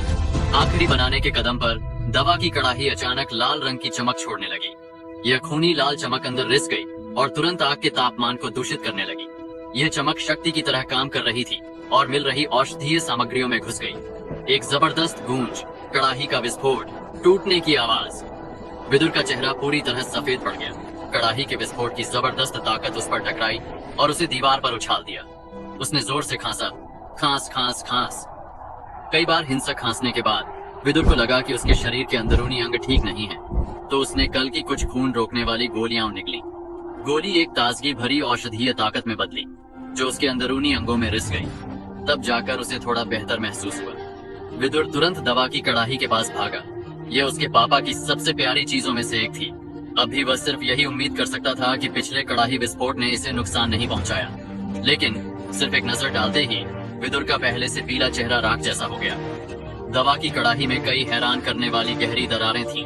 बस अब तो सब खत्म। इस बार वह सचमुच मार खाने वाला था। अगर किसी ने शोमिल से पूछा होता कि वह विदुर में सबसे ज्यादा क्या सराहता है, तो वह कहता कि विदुर को कभी अपने पिता से मार नहीं खानी पड़ी थी। और असल में शोमिल उस तरह का बच्चा था कि अगर तुम उसे 3 दिन में एक बार नहीं मारते, तो वह नाफरमानी करने लगता, जैसे छत पर चढ़कर टाइलें तोड़ना। दवा की कड़ाही में बहुत गहरी दरारों को देखकर विदुर सिर्फ सुन्न होकर दोहरा रहा था, खत्म खत्म। हालांकि किसी अज्ञात वजह से मार खाने की चिंता के अलावा उसके दिल में एक तरह का अशुभ एहसास उभरने लगा। तभी एक गड़गड़ाहट की आवाज। ठीक इस वक्त चौक से जबरदस्त गूंज की आवाजें आईं। भले हकीम कमरे में ध्वनि रोधी थी, लेकिन इस साफ आवाज को रोकने का कोई तरीका नहीं था। विदुर का दिल जोर से धड़का क्योंकि अशुभ एहसास और मजबूत हो गया। उसने खुद को थोड़ा ठीक किया और फिर बहुत तेजी से गड़बड़ी से निकलकर आवाज की ओर भागा। जैसे ही वह घर से निकला, उसे जोरदार कर्कश चीखें सुनाई दी। चौक पर दौड़ते हुए उसने देखा कि बहुत सारे लोग एक दूसरे के आसपास जमा थे। किसी ने कहा विदुर बाहर आ गया। किसी और ने कहा विदुर। जो भी विदुर को देखता वह अचानक खामोश हो जाता। लोगों का समूह अनजाने में बढ़ गया और एक रास्ता बना। गड़गड़ाहट। छोटे विदुर का दिल ठंडा पड़ गया। उसका शरीर खामोश था जब वह कमजोर और धीरे धीरे चलकर गया। अशुभ एहसास ने उसे उस हकीकत की तस्वीर दी जिसे वह सबसे कम देखना चाहता था। पिता, जो नरम मजाकिया था, जो अक्सर पूरे परिवार को हंसाता था, जो उसे बार बार अपने कंधों पर उठाता था, वह पिता। इस वक्त उसके पिता का चेहरा पूरी तरह पीला था और उसका पूरा शरीर खून से ढका था। जब वह जमीन पर आंखें कसकर बंद किए लेटा था, भीमा और उसके पिता के बाकी सभी भाइयों के चेहरों पर दुख भरे भाव थे, क्योंकि वे या तो चल रहे थे या बगल में बैठे थे, जहां वे अपने सिर पकड़कर बाल खींच रहे थे। भीमा ने होंठ काटकर कहा, विदुर, हमें। वह इस वक्त कोई शब्द नहीं बना पा रहा था। एक लोहा रक्षक के रूप में उसे दल के कई मिशनों को पूरा करना पड़ता था, तो उसे अपनी जान का बलिदान देने की तैयारी करनी पड़ती थी। वह ऐसी चीज के लिए पहले से तैयार था, लेकिन ऐसी क्रूर आपदा के बाद यह वाकई सबको नहीं पता था कि क्या करना है, खासकर जब उन्होंने विदुर के छोटे और अपरिपक्व चेहरे को देखा। किसी ने कहा, घावों को देखकर यह साफ है कि यह अंधेर नगरी का काम है। किसी और ने कहा, शश, ऐसी बात को यूं ही नहीं कह सकते। किसी ने आह भरी, हाय कितना अफसोस। जीतांश की प्रतिभा के साथ उसे हकीम बनना चाहिए था, लेकिन उसने लोहा रक्षक बनने की जिद की इस बार तो वह सचमुच फंस गया। किसी और ने कहा, घावों को देखकर भले वह अपनी जान बचा ले, भविष्य में वह अपाहिज हो जाएगा। जीतांश के भाई ने तुरंत कूदकर गुस्से से जमीन पर पैर पटका, जिससे गड़गड़ाहट की आवाज हुई, और उस समूह को देखकर बोला, चुप करो, तुम लोग क्या बोल रहे हो? किसी ने कहा, हम पर गुस्सा मत करो, हमारा कोई बुरा इरादा नहीं है। हाँ विदुर, तुम्हारी माँ कहाँ है? किसी और ने कहा, हाँ हाँ हाँ, यास्मीरा कहाँ है? ये गपशप करने वाले सभी पड़ोसी थे जो आसपास रहते थे। तुरंत महसूस करके कि उनके शब्द गलत थे, वे कुछ कदम पीछे हटे और जल्दी से विषय बदल दिया। विदुर का पूरा शरीर कांप रहा था। उसके पिता का शरीर जमीन पर लेटा था। खून का नजारा अब उसे डर से भर रहा था। अचानक जीतांश का शरीर कांपा और उसकी कसकर बंद आंखें खुल गईं। जीतांश ने कहा, बूढ़े भीमा। भीमा ने जवाब दिया, बूढ़े जीत, मैं यही हूँ, यही। जीतांश ने कहा, ये परिचित गंध, क्या हम घर पहुंच गए? भीमा ने कहा, हाँ हम पहुंच गए। जीतांश ने हंसकर कहा, हाँ हाँ विदुर। विदुर ने अपने पापा को उसे बुलाते सुनकर आंसुओं को आखिरकार बहने दिया, जो जमीन तक टपक रहे थे। उसने कहा, पापा। जीतांश ने कहा, डर गया? असली मर्द के आंसू आसानी से नहीं गिरने चाहिए। विदुर ने कहा, लेकिन खून, बहुत सारा खून है। विदुर ने जल्दी से खुद को संभाला।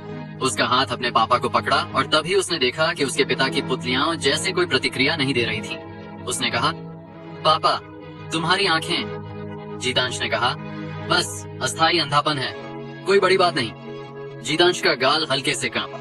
उसके बगल में भीमा अब अपने दिल के दर्द को नियंत्रित नहीं कर सका। उसकी आंखों से दो धाराएं बहने लगी। उसे पता था, जीतांश की चोटों की हद को देखते हुए जिंदा रहना भी एक चमत्कार माना जाता। अभी उसके हर शब्द में बहुत तीव्र दर्द होना चाहिए और वह सिर्फ छोटे रुक रुक कर वाक्य बोल सकता था, वह भी बड़ी मुश्किल से। लेकिन विदुर से कहे गए हर शब्द को उसने बहुत साफ और सुसंगत ढंग से निकाला था। किसी ने कहा, जीतांश, तुम्हें आराम करना चाहिए। जीतांश ने हंसकर टाल दिया, मैं ठीक हूँ। उसने विदुर का गाल पकड़ा। विदुर ने अपने पिता का हाथ अपने गाल पर नरम ढंग से सहलाते हुए महसूस किया और बहुत कोशिश करके अपने आंसुओं को रोका। विदुर ने कहा, पापा, तुम ठीक हो जाओगे ना? जीतांश ने हंसकर कहा, हाँ हाँ। अचानक लोगों के घेरे से बाहर से एक चीख आई, यास्मीरा वापस आ गई। लोगों का समूह फिर से बढ़ गया और एक और रास्ता बना। विदुर ने सिर उठाया और देखा कि उसकी माँ अभी भी अपनी सादी पोशाक और जड़ी बूटी की टोकरी पहने हुए जितनी तेजी से हो सकता था दौड़ कर आ रही थी। यास्मीरा ने चिल्लाया, जीत। जीतांश ने हंसकर कहा, हाँ हाँ, इस वक्त मेरी ऐसी दयनीय हालत तुम्हें दिखाकर मैं सचमुच एक मर्द के रूप में अपनी इज्जत खो रहा हूँ। यास्मीरा ने सिर उठाया और भीमा को देखा। उसने कहा, तुम बोलना बंद करो, ये किसने किया? भीमा ने कहा, यह एक अचानक हमला था। दुश्मन ने 3 तरह की तकनीकों का इस्तेमाल किया, जो किल्विश दल, शैतान दल और विहान दल से आई थी। हमें नहीं पता कि यह कौन था। भीमा ने पहले ही अपने होंठ काट लिए थे। उसे सबसे ज्यादा नफरत इस बात की थी कि उनके पास बदला लेने का कोई लक्ष्य भी नहीं था। अच्छी बात यह थी कि वे सब वापस आ गए थे, लेकिन अपने अच्छे भाई को जमीन पर दर्द में लेटा देखकर वह चाहता था कि काश वह खुद जख्मी हुआ होता। जीतांश ने मुस्कान भरा चेहरा बनाया। उसने यास्मीरा को पकड़ा और हल्के से सिर हिलाया। उसने कहा, ठीक है, छोड़ दो, मैं पूरा वक्त इस जमीन पर नहीं लेटना चाहता। खास जब उसके भाइयों के पास इस स्थिति को ठीक करने का कोई रास्ता नहीं था तो उन पर मुश्किल डालने का कोई मतलब नहीं था। गहरी सांस लेकर यास्मीरा ने सिर हिलाया। यह देखकर भीमा ने सावधानी से जीतांश को उठाया और बहुत नरमी से उसे उसके बेडरूम में ले गया। जीतांश ने हल्के से हंसकर कहा, ऐसा नहीं है कि मैं चीनी मिट्टी की गुड़िया हूँ, चिंता मत करो, कुछ दिन बाद मैं फिर से मजबूत ताकतवर आदमी हो जाऊंगा। ठीक है, तुम अब घर जाओ। जीतांश की मुस्कुराहट भरी शक्ल देखकर भीमा ने एक ऐसी मुस्कान निचोड़ी जो उसके रोते हुए चेहरे से ज्यादा बेहतर नहीं दिख रही थी। वह और बाकी लोग सब चले गए। जैसे ही वे गए, यास्मीरा के चेहरे से 2 पानी की धाराएं लुढ़कने लगीं। उसने कहा, मैं एक बुजुर्ग को बुलाकर तुम्हारी चोटों का इलाज करवाने जाऊंगी। जीतांश ने हल्के से सिर हिलाया। पहले देख लिया, वरना, उसने कहा, वरना मैं यहाँ तुमसे बात नहीं कर रहा होता। यास्मीरा ने अपनी हथेली बढ़ाकर उसकी कलाई पकड़ी ताकि पता कर सके कि उसे क्या गलत है। कुछ ही पलों में उसने एक सांस छोड़ी। उसके अंदरूनी अंग सबसे गंभीर रूप से जख्मी थे। उसने कहा, मैं तुम्हारे लिए कुछ चिकित्सा दवा बनाऊंगी। विदुर मदद कर सकता है और मेरा हाथ बटाए। विदुर ने कहा, मम्मी। वह सिर्फ दरवाजे पर मूर्खता से खड़ा था। जब उसने सुना कि उसकी माँ दवा बनाना चाहती है, वह तुरंत शर्मिंदा हो गया और पूरी तरह असमंजस में पड़ गया। उनके परिवार में सिर्फ एक दवा की कड़ाही थी और वह वही थी जिसमें उसने अभी कड़ाही विस्फोट कर दिया था। अब वह मूल रूप से सिर्फ एक कचरे का बर्तन थी। यास्मीरा ने कहा, जा। विदुर ने दांत कसकर कहा, मम्मी मैंने जानबूझकर नहीं किया, मैंने गलती से पापा की कड़ाही को बनाते समय तोड़ दिया। मैंने जानबूझकर नहीं किया, सचमुच नहीं किया। यास्मीरा ने जो सुना उसे समझने की कोशिश की। दवा की कड़ाही टूट गई, यह विचार उसके दिमाग में चमका। उसके गाल लाल होने लगे, उसका गला जैसे कुछ अटक गया हो, उसका शरीर हल्के से कांप रहा था और उसकी आंखों में काले धब्बे दिखने लगे। उसने कहा, क्या तुमने क्या कहा? विदुर ने सिर झुकाया। उसे एक पल के लिए भी नहीं लगा था कि वह कभी इस तरह का अफसोस महसूस करेगा। उसने कहा, अभी जब मैं बना रहा था तब कड़ाही विस्फोट हो गया, कड़ाही में दरारें पड़ गईं। यास्मीरा ने चिल्लाया, तुम! थप्पड़! यास्मीरा का थप्पड़ विदुर के चेहरे पर पड़ा, लेकिन सबसे ज्यादा दुख उसे ही हुआ। उसके चेहरे पर छपे हथेली के निशान को देखकर यास्मीरा हक्का बक्का रह गई, क्योंकि उसे नहीं पता था कि उसने अपनी बांह क्यों बढ़ाई थी। लेकिन जीतांश को देखकर, जो हमेशा मजबूत रहा और उसकी रक्षा करता था और अब कमजोर होकर बिस्तर पर लेटा था, उसका दिल पूरी तरह उलझ गया था। असल में वह खुद सबसे ज्यादा शर्मिंदा थी और नहीं जानती थी कि क्या करना है। अभी जब सब लोग आसपास थे, उसने नकली चेहरा बनाया था ताकि कोई उसकी कमजोरी न देखे। बिस्तर पर जीतांश फिर से खांसने लगा। यास्मी, यह सिर्फ एक दवा की कड़ाही है, बच्चा निर्दोष है, मैं ठीक हूँ, यास्मीरा ने कहा। लेकिन वह तुम्हारी सबसे पसंदीदा थी। यास्मीरा ने औचित्य पकड़ने की कोशिश की, लेकिन उसके दिल को पता था कि चाहे कुछ भी हो, उसे अपने बच्चे पर हाथ नहीं उठाना चाहिए था। भले उसे नहीं पता था कि उसने तीसरी श्रेणी की दवा की कड़ाही को कैसे तोड़ दिया। वह बहुत साफ थी कि उसका बच्चा उस तरह का नहीं था जो शरारत में खेलकर चीजें तोड़े। वास्तव में पहले उसे चिंता थी कि विदुर ट्रेनिंग पर बहुत ज्यादा ध्यान दे रहा था और रोमांस में पर्याप्त रुचि नहीं थी। अगर बनाने से कड़ाही विस्फोट हुआ तो सिर्फ यही कहा जा सकता था कि दवा की कड़ाही अपनी उम्र के अंत तक पहुंच गई थी। यास्मीरा ने कहा, यास्मी, उफ। जीतांश अपनी पत्नी और बच्चे की ऐसी असमंजस की हालत पर हंस रहा था, लेकिन ठीक जब वह उन्हें सांत्वना देने वाला था, एक अजीब ताकत अचानक उसकी छाती से फट पड़ी और उसके शरीर में घुस गई। एक छिपी हुई ताकत जो रुकी हुई थी ने उसकी पहले से स्थिर हो रही चोट को पूरी तरह तोड़ दिया। खून हिंसक रूप से बिस्तर पर उछला।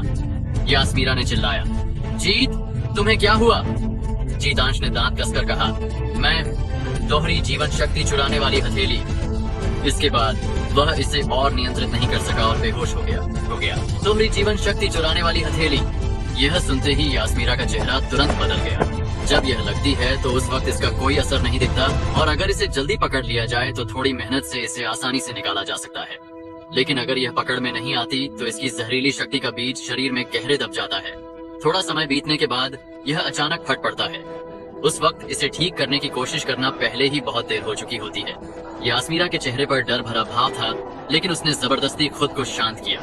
जितनी तेजी से वह कर सकती थी, उसने बिस्तर के बगल में छिपा एक डिब्बा खोला। इसमें तरह तरह की दवा गोलियां और कीमती औषधीय सामग्रियां थीं। ये सब चीजें जीतांश ने पहले धीरे धीरे बचा कर रखी थी।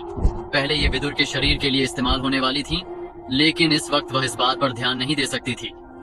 यास्मीरा ने अपने दिल को दबाया और जल्दी से उन गोलियों और जड़ी बूटियों को चुना जिनका चिकित्सा प्रभाव था। उन्हें सही क्रम में रखकर उसने एक एक करके जीतांश के मुंह में डाला। चूंकि वह उन्हें निगल नहीं सकता था, उसने अपने मुंह से उसके मुंह पर रखकर उन्हें चबाकर निगलवाया। थोड़े ही समय में दवाएं असर करने लगीं और जीतांश होश में आ गया। हालांकि इस बार चाहे उसने मुंह कितना ही खोला, वह एक भी शब्द नहीं बना पाया। सिर्फ उसकी आंखें धीरे धीरे इधर उधर देख रही थीं, लेकिन वह बस मुश्किल से होश में था और अचानक उसके मुंह से खून बहने लगा। इस वक्त उसके पास खून खांसने की ताकत भी नहीं थी और वह सिर्फ उसे अपने मुंह और नाक में भरने दे सकता था, फिर उसे टपकने देता। यास्मीरा ने कहा, जल्दी अपने पापा को करवट पर लेटाओ ताकि वह खून उगल सके। यास्मीरा की नाखून उसकी हथेलियों में गहरे धंस गए थे और खून के निशान बहने लगे। उसने कहा, मैं दल के बुजुर्गों से तुम्हें बचाने की भीख मांगने जाऊंगी। तुम घर पर रहो और चाहे कुछ भी हो, अपने पिता की रक्षा करो। उसे अपने खून की वजह से किसी भी तरह सावधान रहो। चाहे उसने कितनी भी कोशिश की, वह शब्द नहीं निकाल पाई। उसकी आंखों में पहले ही आंसू लुढ़क रहे थे, लेकिन वह अपने बेटे के सामने फिर से रोना नहीं चाहती थी। उसने खुद से कहा कि उसे मजबूत रहना होगा। जितनी ज्यादा भयानक स्थिति होगी, वह उतना ही कम टूट सकती थी। विदुर ने जोर से सिर हिलाया। दोहरी जीवन शक्ति चुराने वाली हथेली की नींव जीवन को ढूंढकर मारना थी तो कोई साधारण गोली इसे ठीक करने की क्षमता नहीं रखती थी। सिर्फ छठी श्रेणी और उससे ऊपर की पवित्र चिकित्सा दवा गोलियां इसे ठीक करने का मौका रखती थीं। लेकिन छठी श्रेणी की गोलियां अकीरा दल में एक विभाजन रेखा थी।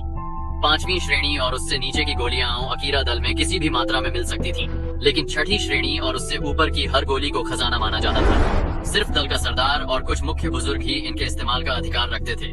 धूप जैसे उसकी आंखों को चुभ रही थी, जिससे यास्मीरा का दिमाग थोड़ा धुंधला हो रहा था। सुबह से अब तक उसने सिर्फ कुछ पैनकेक खाए थे, और जब वह पर्वत पर जड़ी बूटियां चुन रही थी तब उसे कुछ ठंडी हवाएं भी लगी थीं। इसलिए वह पहले गर्म स्नान करने की योजना बना रही थी। सिर हिलाकर यास्मीरा ने खुद को ध्यान केंद्रित करने के लिए मजबूर किया। चूंकि जीतांश 10 साल से ज्यादा समय तक लोहा रक्षक रहा था, दल ने उसे काम के लिए एक घोड़ा दिया था।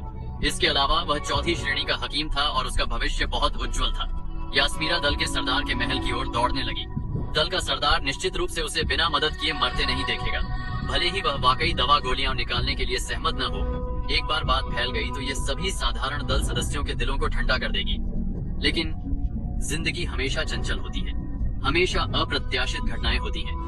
महल के द्वारपाल ने कहा, दल का सरदार यहाँ नहीं है, घर जाओ। यास्मीरा ने पूछा, यहाँ नहीं है? अगर दल का सरदार यहाँ नहीं है तो वह कहाँ है? वह दल के सरदार के महल के सामने घुटनों पर बैठ गई। उसके चेहरे पर डर और बेचैनी का मिश्रण था, क्योंकि वह मदद की भीख मांग रही थी। सबसे खराब स्थिति यही थी जहां वह शख्स खुद ही नहीं मिला। द्वारपाल गुस्से में बोला, क्या तुम्हें लगता है कि दल के सरदार का स्थान कोई तुम जैसा पूछ सकता है? ठीक इस वक्त बुजुर्ग वालान पास से गुजर रहा था। स्थिति देखकर वह जल्दी से आया और पूछा, क्या बात है?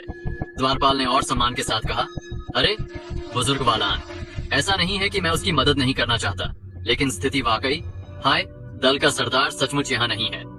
दल के सरदार का स्थान ऐसी चीज थी जिसे वह बिल्कुल नहीं बता सकता था। वालान ने कहा, ठीक है, मैं समझ गया, तुम जा सकते हो, यहाँ मैं संभाल लूंगा। यास्मीरा है ना? तुम दल के सरदार को क्यों ढूंढ रही हो? उसने यास्मीरा को जीतांश की पत्नी के रूप में पहचाना। यास्मीरा ने जल्दी से जीतांश की हालत के बारे में बताया, सब कुछ, जिसमें दोहरी जीवन शक्ति चुराने वाली हथेली भी शामिल थी। उसने कहा, अभी वह तुरंत खतरे में है, छठी श्रेणी की दवा गोली के अलावा। वालान ने कहा, सचमुच दल का सरदार यहाँ नहीं है, और सिर्फ वही नहीं, ज्यादातर बाकी बुजुर्ग भी यहाँ नहीं है। वालान का चेहरा बहुत खराब हो गया, क्योंकि ऐसे दुर्भाग्यपूर्ण समय में दल का सरदार और मुख्य बुजुर्ग शैतान दल के साथ जाने के लिए निकल गए थे। यास्मीरा का चेहरा मृत्यु सा पीला पड़ गया। जब वह छोटी थी तब उसे भी वालान ने हकीम बनने की बुनियादी बातें सिखाई थी। वह बहुत साफ थी कि उसके चरित्र के आधार पर वह उसे झूठी बातें नहीं बताएगा। वालान ने अपने दिमाग में हिसाब लगाया, भले वह दल के सरदार के लिए मदद मांगने के लिए एक संदेशवाहक चील भेज दे, इसमें कम से कम 2 दिन लगेंगे। लेकिन दोहरी जीवन शक्ति चुराने वाली हथेली अपने प्रकोप के बाद ज्यादा से ज्यादा 6 घंटे में किसी की जान ले लेती थी। उसने कहा, मुझे जीतांश के पास ले चलो, मैं देखता हूँ कि क्या मैं उसकी जिंदगी बढ़ा सकता हूँ। आखिर वह उसका सबसे गर्व करने वाला शिष्य था। वालान इतना बेरहम नहीं था कि उसकी परवाह न करे। उनके घर पहुंचते ही उसने जीतांश को बिस्तर पर लेटे देखा। उसकी शक्ल ऐसी थी जैसे वह पहले ही मर चुका हो। उसके मुंह से अभी भी खून बह रहा था, लेकिन पहले लाल खून का रंग अब बहुत भयानक काला हो गया था। वालान ने कहा, जल्दी उसे बैठाने में मदद करो। उसने तेजी से अपने पास मौजूद सारी चिकित्सा दवाएं निकाली, जिनमें कई बहुत कीमती 5वीं श्रेणी की दवा गोलियां थीं। वह वाकई जरा भी कंजूसी नहीं कर रहा था, लेकिन यह सिर्फ दोहरी जीवन शक्ति चुराने वाली हथेली के पूरी तरह फटने का समय बढ़ा सकता था। भले वालान भी एक बुजुर्ग था, लेकिन दल के स्कूल के बुजुर्ग के रूप में वह मुख्य बुजुर्गों से बहुत दूरी पर था। चाहे वह कितना भी उदार हो, छठी श्रेणी की दवा गोली ऐसी चीज थी जिसे वह निकाल ही नहीं सकता था। उसने कहा, कोई फायदा नहीं, ये गोलियां सिर्फ उसे सूर्योदय तक जिंदा रख सकती हैं, और उसकी दवा सोखने की क्षमता पहले ही अपनी सीमा पर पहुंच चुकी है। चाहे कितनी भी अतिरिक्त 5वीं श्रेणी की गोलियां खिलाई जाए, वे सब बेकार होंगी। लेकिन शायद कुछ बहुत असाधारण औषधीय जड़ी बूटियों का इस्तेमाल उसकी जिंदगी को थोड़ा और बढ़ा सकता है। वालान ने सावधानी से जीतांश की नब्ज टटोली। थोड़ी देर बाद उसने अपनी राय बताई और जीतांश की जिंदगी बढ़ाने वाली दवाओं की एक सूची लिखी, लेकिन उसकी भौहें कसकर सिकुड़ी थीं। चाहे वह कुछ भी कहने की कोशिश करता, वह यह नहीं कह सकता था कि भले ये औषधीय जड़ी बूटियां जीतांश की जिंदगी बढ़ा सकती थीं, वे सभी बहुत कीमती थीं और उनकी कीमत खजाने जैसी डरावनी थी। इसे एक शब्द में बयान करें, मुश्किल। 3 शब्दों में, बहुत बहुत मुश्किल। यास्मीरा ने कहा, मैं दवा की भीख मांगने जाऊंगी। वालान ने विदुर की ओर देखते हुए कहा, मैं यहाँ रहूंगा, तुम दोनों साथ जाओ। यास्मीरा ने सिर हिलाया, विदुर को उठाया और फिर से तेजी से बाहर भागी। विदुर अपनी माँ की छाती से चिपका था। हवा के झोंकों को सुनते हुए उसके चेहरे पर आंसुओं के निशान पहले ही सूख चुके थे। उसके आंसू पहले ही खत्म हो चुके थे। चाहे वह कितना भी रोना चाहता, उसकी आंखों से अब कुछ नहीं निकलता था। वह अपनी माँ से पूछना चाहता था, पापा ठीक हो जाएंगे ना? लेकिन वह सचमुच मुंह खोलने की हिम्मत नहीं कर पा रहा था और न ही कोई आवाज निकालने की। उसकी माँ का चेहरा कभी इतना पीला नहीं हुआ था। उसके दिल को बहुत डर था कि अगर उसने कोई आवाज निकाली तो उसकी माँ भी अचानक पापा की तरह होकर ढह जाएगी। यास्मीरा की दौड़ उसे जाधव परिवार के पास ले गई। जाधव परिवार का अकीरा दल में सैकड़ों सालों का इतिहास था, एक प्रभावशाली हकीम परिवार के रूप में। जाधव परिवार में भी कुछ शिष्य थे जो लोहा रक्षक बने थे, और भले वे जीतांश से बहुत नजदीक नहीं थे, फिर भी उन्हें भाई कहा जा सकता था। इसलिए जाधव परिवार ने उसे साधारण दल सदस्य की तरह नहीं माना और उसे अंदर बुलाया। भले उन्होंने उसे जरूरी जड़ी बूटियां नहीं दी, उन्होंने उसे काफी पवित्र चिकित्सा जड़ी बूटियां दी, लेकिन जीतांश की मौजूदा हालत में वे मूल रूप से बेकार थीं। यास्मीरा के पास और कोई रास्ता नहीं था सिवाय इसके कि वह अलविदा कहे और कोई और तरीका सोचे। जब जाधव परिवार ने नरमी से दोनों यास्मीरा और विदुर को बाहर भेजा, विदुर ने एक शब्द भी नहीं कहा। वह सिर्फ अपने होंठ कसकर भींचे सब कुछ देख रहा था। जाधव परिवार से निकलने के बाद वे लियूश परिवार गए। स्थिति मूल रूप से जाधव परिवार जैसी थी। भले उन्होंने अपनी सहानुभूति जताई, उन्होंने जीतांश की जिंदगी बढ़ाने वाली कोई जड़ी बूटी नहीं निकाली। लियूश परिवार के नौकर ने विदुर की ओर देखा, जिससे उसे थोड़ा दया का एहसास हुआ। उसने कहा, यास्मीरा जी, मैं आपको सलाह दूंगा कि आप अपना वक्त बर्बाद न करें। सीधे दल के खजाने में जाओ। आपकी सूची की चीजें हमारे पास नहीं होंगी। सिर्फ खैर, आप पहले ही जानती हैं कि किस तरह के लोग ऐसी दवाएं हासिल और जमा कर सकते हैं। उन्हें जड़ी बूटियां देकर बाहर भेजते समय उसने चुपके से माँ बेटे की जोड़ी को कुछ सलाह दी और फिर वापस लौट गया। यास्मीरा की आंखें चमकी। उसने सोच में होंठ काटे। भले ये औषधीय जड़ी बूटियां बहुत कीमती थीं, ताकतवर अकीरा दल निश्चित रूप से उन्हें बिना किसी परेशानी के निकाल सकता था। दल के खजाने में निश्चित रूप से इनकी काफी मात्रा स्टॉक में थी।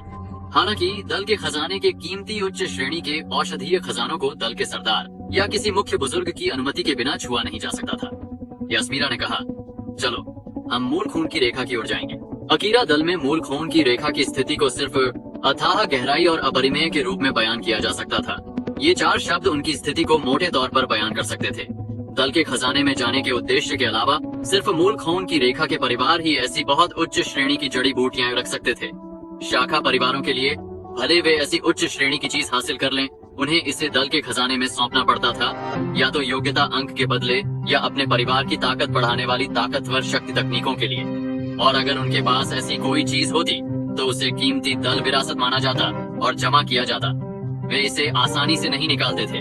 सहानुभूति लौटाती है, लेकिन जब कोई शख्स खुद को जख्मी करता है और दूसरों की मदद मांगता है तो कितने लोग इतने उदार विचार रखते हैं। भले वालान था, शुरू से लेकर मरने तक वह सिर्फ दल के स्कूल के बुजुर्ग के रूप में सबसे कम ताकतवर समूह में रैंक करता था। मूल खून की रेखा का प्रवेश द्वार 300 मीटर ऊंचा था। अंदर के लोग सभी मशहूर लोग थे जिनके महल में घुसना बहुत मुश्किल था। तुलना में शाखा खून की रेखाएं, चाहे उनके पास कितना भी रुतबा हो, चाहे उनकी कितनी भी ताकत हो, यास्मीरा को विदुर के साथ अपने दरवाजे पर दवा की भीख मांगते देखकर सभी परिवारों के मुखिया थोड़ी बात करने के लिए बाहर आए। भले वे मदद नहीं कर पाए, उन्होंने कम से कम उसे एक ही दल के सदस्य के रूप में इज्जत दी। दूर और ठंडी मूल खून की रेखा शायद ही कभी साधारण दल के सदस्यों को अपनी आंखों में जगह देती थी। द्वारपाल ने कहा, दवा की भीख मांगना, यह क्या है? परिवार का मुखिया यहाँ नहीं है, उसे ढूंढ नहीं सकते। यह मूल खून की रेखा का द्वारपाल दल के सरदार के द्वारपाल से भी ज्यादा तानाशाह और घमंडी था। बेशक यास्मीरा को पहले से पता था कि उसे इस तरह का अपमान सहना पड़ेगा। इस वक्त उसके पास और कोई रास्ता नहीं था सिवाय कड़वे ढंग से मदद की भीख मांगने के। उसने कहा, मैं आपसे विनती करती हूँ, मुझे पता है कि तीसरा भाई घर पर है, मैं बस उसे एक पल के लिए देखना चाहती हूँ। द्वारपाल ने तीसरा भाई शब्द सुनकर थोड़ा संदेह महसूस किया। वह वाकई चिंतित था कि यास्मीरा का तीसरे युवा मालिक के साथ कोई रिश्ता हो सकता है। उसने कहा, यह ठीक है, मैं जाकर पूछता हूँ। विदुर सब कुछ देख रहा था और उसका छोटा और अपरिपक्व दिमाग भी जानता था कि यह उसके पिता की आखिरी उम्मीद थी। उसकी छोटी मुट्ठी कसकर बंद थी। कुछ ही पल बीते थे कि द्वारपाल गुस्से में मुट्ठी उठाए दौड़कर बाहर आया। उसने कहा, जल्दी जाओ। तीसरे युवा मालिक ने कहा कि वह तुम्हें नहीं जानता और उसने मुझे डांट भी दी। जाओ। द्वारपाल ने गुस्से में यास्मीरा के पीछे दरवाजा जोर से बंद किया और फिर भी वह संतुष्ट नहीं था। बगल के दरवाजे पर जाकर उसने वह दरवाजा भी जोर से बंद कर दिया। द्वारपाल ने यह नहीं देखा कि यास्मीरा अपने होंठ काट रही थी और वह दूसरी मूल खून की रेखा के घर की ओर चली गई। दूसरे घर में द्वारपाल ने कहा, यहाँ कोई नहीं है। दूसरा घर। भले वे बहुत विनम्र थे और द्वारपाल ने माँ बेटे की जोड़ी को अंदर बुलाकर चाय भी दी, लेकिन जैसे ही उसने सुना कि वे दवा की भीख मांगने आए हैं, वह भी टाल मटोल करने लगा और पीछे हट गया। उसने कहा, हाँ, परिवार में कोई मौजूद नहीं है जो आपसे मिल सके। मैं सिर्फ एक नौकर हूँ। हाय, मैं जितना चाहता हूँ उतनी मदद नहीं कर सकता। मैं आपको बाहर भेजता हूँ। इस वक्त यास्मीरा का दिल पहले ही घबराहट में था और वह सीधे घुटनों पर बैठ गई। वह कोई वाक्य नहीं बोल पाई, लेकिन उसने अपने आंसुओं से मदद की विनती की। बचपन से अब तक उसने सिर्फ अपने माता पिता और दल के बलिदानों के लिए ही घुटने टेके थे। द्वारपाल ने आह भरी, ऐसा मत करो, मैं इसे देख नहीं सकता। हालांकि वह फिर भी अडिग रहा। उसने फिर से कहा, मैं जितना चाहता हूँ उतनी मदद नहीं कर सकता, और विनम्रता से माँ बेटे की जोड़ी को दरवाजे से बाहर निकाल दिया। यास्मीरा ने दुख दबाते हुए अपने बेटे से कहा, पहले वापस चलते हैं और कोई तरीका सोचते हैं। शायद सूर्योदय से पहले दल का सरदार और बुजुर्ग वापस आ जाए। विदुर ने कहा, ठीक है। विदुर का दिल पहले ही जितना चिंतित हो सकता था उतना चिंतित था, लेकिन इस वक्त वह कुछ नहीं कर सकता था और कुछ भी नहीं किया जा सकता था। विदुर ने सिर झुकाया, अपनी बहुत छोटी मुट्ठी को देखते हुए। काश उसके पास ज्यादा ताकत होती, ज्यादा शक्ति होती, तो कौन हिम्मत करता कि अपने दरवाजे बंद करके उन्हें मिलने से मना करता। मूल खून की रेखा के महलों की ओर मुड़कर देखा तो आसमान पहले ही उदास हो चुका था और उन शानदार महलों ने पहले ही अपने तेल के दिए जला लिए थे। आसमान की पृष्ठभूमि में खड़े महल एक शानदार और ताकतवर एहसास दे रहे थे। विदुर ने अपनी मुट्ठी कसकर बंद की। उसके दिल में एक बढ़ती इच्छा थी। बड़ा होने के बाद उसे अपने साथियों में जरूर उभरना होगा और बहुत मजबूत बनना होगा। इतना मजबूत कि कोई उसे नजरअंदाज और उपेक्षा न करे और अपने पिता और माँ को उस पर गर्व महसूस हो। घर लौटने पर बुजुर्ग वालान दवा बना रहा था। भीमा चाचा और उसके पिता के बाकी भाई भी मौजूद थे। वालान ने दवा बनाना खत्म किया और 5 गोलियां दवा की कड़ाही से उड़कर उसकी हथेली में एक चीनी मिट्टी की बोतल में उतरी। मुड़कर उसने यास्मीरा से कहा, ये 5 दवा गोलियां उसे सूर्योदय तक जिंदा रख सकती हैं। अभी तुम्हें उसे 1 गोली देने की जरूरत नहीं है, लेकिन 2 घंटे बाद और फिर हर 2 घंटे में उसे 1 गोली दो। मैंने पहले ही एक संदेशवाहक चील भेज दी है। अगर हमारी किस्मत अच्छी रही तो शायद दल का सरदार और बाकी लोग। हाय, मैं अब जाता हूँ। वालान ने सिर हिलाया। उसने वह सब कुछ कर लिया था जो वह कर सकता था और वह वाकई यहाँ रुककर अंत तक नहीं देखना चाहता था। यास्मीरा ने कहा, बुजुर्ग वालान को यह दवा देने के लिए बहुत बहुत धन्यवाद। यास्मीरा इस पल को हमेशा अपने दिल में रखेगी। विदुर, जल्दी घुटने टेको। यास्मीरा घुटनों पर बैठ गई। दवा की भीख मांगने के अनुभवों के बाद वालान को देखकर, जिसने अपनी पूरी ताकत से मदद की थी, उसके दिल में एक ऐसा एहसास था जिसे शब्दों में नहीं बयान किया जा सकता था। भीमा और बाकी लोगों ने भी जोरदार आवाज के साथ शानदार ढंग से घुटने टेके। भाइयों को सचमुच दुख था। उन्हें ऐसा लग रहा था जैसे वे खुद जख्मी हो गए हों, लेकिन उनके पास वाकई और कोई तरीका नहीं था। उनके दिलों में उदास एहसास को सिर्फ शब्दों से कैसे बयान किया जा सकता था। आखिर असली मर्द किसी भी चीज के लिए घुटने नहीं टेकते। ऐसा नहीं कि वे घुटने नहीं टेकेंगे, लेकिन उन्हें यह देखना पड़ता था कि किसके लिए और किस चीज के लिए। वालान ने यास्मीरा को सहारा देकर उठाया। उसने कहा, बस करो, तुम लोग क्या कर रहे हो, उठो। क्या मेरे शब्दों का कोई मतलब नहीं? तुम लोग आए। जीतांश भी मेरा एक शिष्य था। मैं उसकी मदद कैसे नहीं करता? आखिर ऐसा नहीं कि मुझे कोई बीमारी लग जाएगी। अपने आखिरी शब्दों तक वह सिर हिलाता रहा और बेबसी से चला गया। भीमा और बाकी लोग उठे।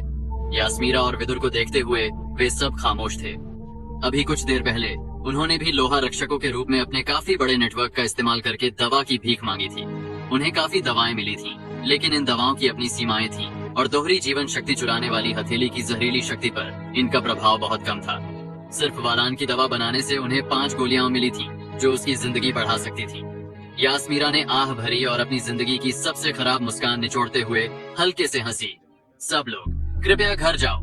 तुम सबके इरादों को यास्मीरा मरते दम तक याद रखेगी। भीमा ने सिर हिलाया। चलो। सब जानते थे कि जीतांश की हालत के साथ और कुछ नहीं किया जा सकता था। भले उनके दिलों में इच्छा थी, उनके पास कुछ करने का साधन नहीं था। उसे अपने बाकी समय अपने परिवार के साथ बिताने देना बेहतर था। सबको विदा करने के बाद यास्मीरा के पीले चेहरे का भाव आखिरकार टूटने के निशान दिखाने लगा। वह पहले ही अपनी सीमा से बहुत आगे निकल चुकी थी। वह बिस्तर पर लेट गई। अपनी पतली हथेलियों से जीतांश की बांह को कसकर पकड़ा। आंखें चमक रही थीं। जीवन और मृत्यु से बिछड़ना उसके पूरे जीवन का सबसे बड़ा दर्द था। अगर उनके पास विदुर नहीं होता तो वह शायद अपने जीत के साथ चली जाती। विदुर ने अचानक अपनी नन्ही घबराई हुई आवाज में चिल्लाया, मम्मी मत मारो। यह सुनकर यास्मीरा के रोके हुए आंसू आखिर फट पड़े। उसने कहा, मम्मी नहीं मरेगी, मम्मी ठीक है, बस मैं थक गई हूँ। यास्मीरा ने कोशिश करके उठने की कोशिश की। उसका शरीर और दिल पहले ही पूरी तरह थक चुके थे, लेकिन बहुत छोटे विदुर को देखकर उसे मजबूत रहना पड़ा। विदुर ने चिल्लाया, मम्मी। वह दौड़कर ऊपर गया और अपनी छोटी हथेलियों से अपनी माँ के कपड़े पकड़ लिए। इसके बाद कमरा खामोश शांत हो गया।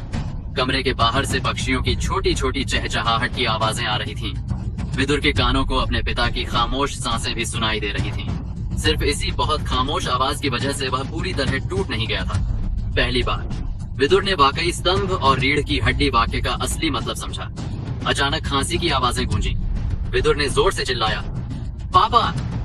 यास्मीरा का गला भावनाओं से अटक गया था और वह आधा शब्द भी नहीं बना पाई। हालांकि उसने वालान द्वारा बनाई गई गोलियां निकाली और नरम ढंग से एक गोली जीतांश के मुंह में डाली। जीतांश ने इसे निगलने के बाद कहा, जिंदगी बढ़ाने वाली गोली? यास्मीरा ने कहा, हाँ। उसकी नजर फिर से धुंधली हो गई। अपने पति की आवाज सुनकर मूंगफली के आकार के आंसू फिर से गर्मजोशी से गिरने लगे। जीतांश ने कहा, विदुर, क्या तुम्हारी मम्मी फिर रो रही है? मुझे साफ नहीं दिख रहा। विदुर ने कहा, मम्मी। यास्मीरा ने कहा, मैं नहीं रो रही। तुमने मुझसे वादा किया था कि मेरी पूरी जिंदगी में तुम मुझे कभी नहीं रुलाओगे, तो साफ है कि मैं नहीं रो रही। जीतांश ने कहा, ठीक है, मैं ठीक हूँ। विदुर, क्या तुमने आज अपनी तकनीक की ट्रेनिंग की? विदुर ने कहा, मैं। यास्मीरा ने विदुर का सिर सहलाया और कहा, जा, अगर तुमने 10 पूरे चक्कर पूरे नहीं किए तो वापस अंदर मत आना। उसे पता था कि उसके पति के पास कुछ शब्द थे जो वह उससे अकेले में कहना चाहता था। विदुर को वाकई समझ नहीं आया, लेकिन उसने फिर भी सिर हिलाया और जैसा उसे कहा गया वैसा करके घर के आंगन की ओर चला गया। आंगन के बीच में पहुंचकर विदुर ने आसमान की ओर देखा। तारों की रोशनी, चांद को देखा, ठंडी हवा को महसूस किया। उसका शरीर कांप उठा और उसका दिल अचानक दुखने लगा। उसकी पहले से खाली आंखें, जिनमें उसे लगा था कि और आंसू नहीं बचे, फिर से बहने लगी। आखिरी आंसू पहुंचकर विदुर ने खुद से कहा कि आज वह अपनी पूरी जिंदगी के आंसू निकाल देगा। आज से आगे अपनी माँ के लिए फिर से रोना अनुचित होगा। खुद को जबरदस्ती शांत और केंद्रित करने के लिए उसने अपने शरीर की शक्ति को तेजी से हिलते महसूस किया। एक चक्कर के बाद दूसरा, उसकी शक्ति उसके शरीर के चारों ओर घूम रही थी। जब आधे चक्कर पूरे हुए तभी उसे दरवाजा बंद होने और कदमों की आवाज सुनाई दी। सिर मुड़ाकर उसने देखा कि उसकी माँ अपने पापा को सहारा दे रही थी और वे अंदर से बाहर निकल रहे थे। यास्मीरा ने हाथ से इशारा किया, विदुर, यहाँ। विदुर ने कहा, पापा, मम्मी। जीतांश ने अपनी हथेली बढ़ाई, नरम ढंग से विदुर के कंधे पर बांह रखी और बोला, अपने पिता के साथ दल के पत्थर को देखने चल, हमारा पूरा परिवार एक साथ, ठीक है? विदुर ने कहा, ठीक है। यास्मीरा मुड़ी, जीतांश को अपनी पीठ पर उठाया और एक एक कदम पर्वत की चोटी की ओर बढ़ने लगी। विदुर उनके पीछे पीछे चला। अपने पापा को हंसते हुए सुन रहा था, जब हमारी शादी हुई थी तब मैंने तुम्हें दरवाजे से उठाकर अंदर लाया था और अब तुम मुझे अपनी पीठ पर उठाकर विदा कर रही हो। यास्मीरा कांप उठी, तुम्हें बोलने की इजाजत नहीं है, कोई बात नहीं। यहाँ तक कि इस वक्त भी वह बातूनी मूड में था। विदुर सिर झुकाए उनके पीछे चला। हर दिन वह इस रास्ते से दल के स्कूल जाता था। उसे कभी नहीं लगा था कि एक समय आएगा जब इस रास्ते का हर कदम इतना भारी लगेगा जैसे रास्ता जादू से सब कुछ निगलने की कोशिश कर रहा हो। अचानक कदम रुक गए।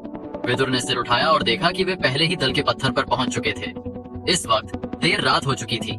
सार्वजनिक चौक पहले ही पूरी तरह खाली था, जैसे यह कोई रहस्य हो या अंधेरे द्वारा पहरा दिया जा रहा हो। बेशक जो कोई भी उन्हें देखता तुरंत समझ जाता कि क्या हो रहा है और उसका खुद को दिखाने का कोई इरादा नहीं होता। इस वक्त जीतांश की दोनों आंखें अचानक आग जैसी रोशनी से चमकने लगीं और उसका पूरा वजूद साफ और जागृत हो गया।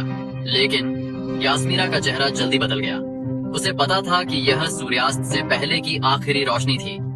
जीतांश ने एक गोली निकाली, जैसे कोई बादशाह अपनी आखिरी सांसें ले रहा हो। उसने उसे एक घूंट में निगला। निगलने के बाद वह नरम ढंग से यास्मीरा से उतरा, अपने भारी जख्मी टूटे शरीर के साथ। पता नहीं उसे यह ताकत कहां से मिली। वह एक एक कदम दल के पत्थर की ओर चला। अपनी हथेली बढ़ाकर ठंडी सतह को छूते हुए उसने नरम स्वर में बढ़ा। जीतांश ने अचानक मुड़कर चिल्लाया, विदुर! उसकी आंखें चमक रही थीं। उसने अपनी आंखों की चोटों को जोर से दबाया ताकि वह थोड़ा साफ देख सके। विदुर ने कहा, पापा। जीतांश ने कहा, क्या तुम जानते हो यह क्या है? विदुर ने कहा, मैं जानता हूँ। जीतांश ने जिद करके पूछा, यह क्या है? विदुर ने कहा, यह दल का पत्थर है। जीतांश ने कहा, जोर से। विदुर ने चिल्लाया, यह दल का पत्थर है। जीतांश ने कहा, अच्छा, बहुत अच्छा। विदुर, अपने पिता की जिंदगी में तुम्हारी माँ और तुम्हारे साथ मैं असल में पहले ही संतुष्ट हूँ। मैंने अपनी जिंदगी बर्बाद नहीं की। बात यह है, मेरा एकमात्र अफसोस यह है कि मुझे इस सतह पर अपना नाम उकेरने का मौका नहीं मिला। अगर कोई शख्स जिंदगी में हीरो है, तो जब वह मरता है वह एक ताकतवर भूत बनेगा जिसे लोग याद रखेंगे। विदुर, तुम्हारे पिता की उम्मीद को तुम्हारे हाथों में देना होगा। उन दिनों में तुम्हारे दादाजी ने ठीक इसी जगह पर यह उम्मीद मेरे पिता को दी थी, जिन्हें इसे हासिल करने का मौका नहीं मिला। जीतांश की आवाज धीरे धीरे और धीमी होती जा रही थी। अचानक उसके पैर कांपे और वह जमीन पर लुढ़क गया।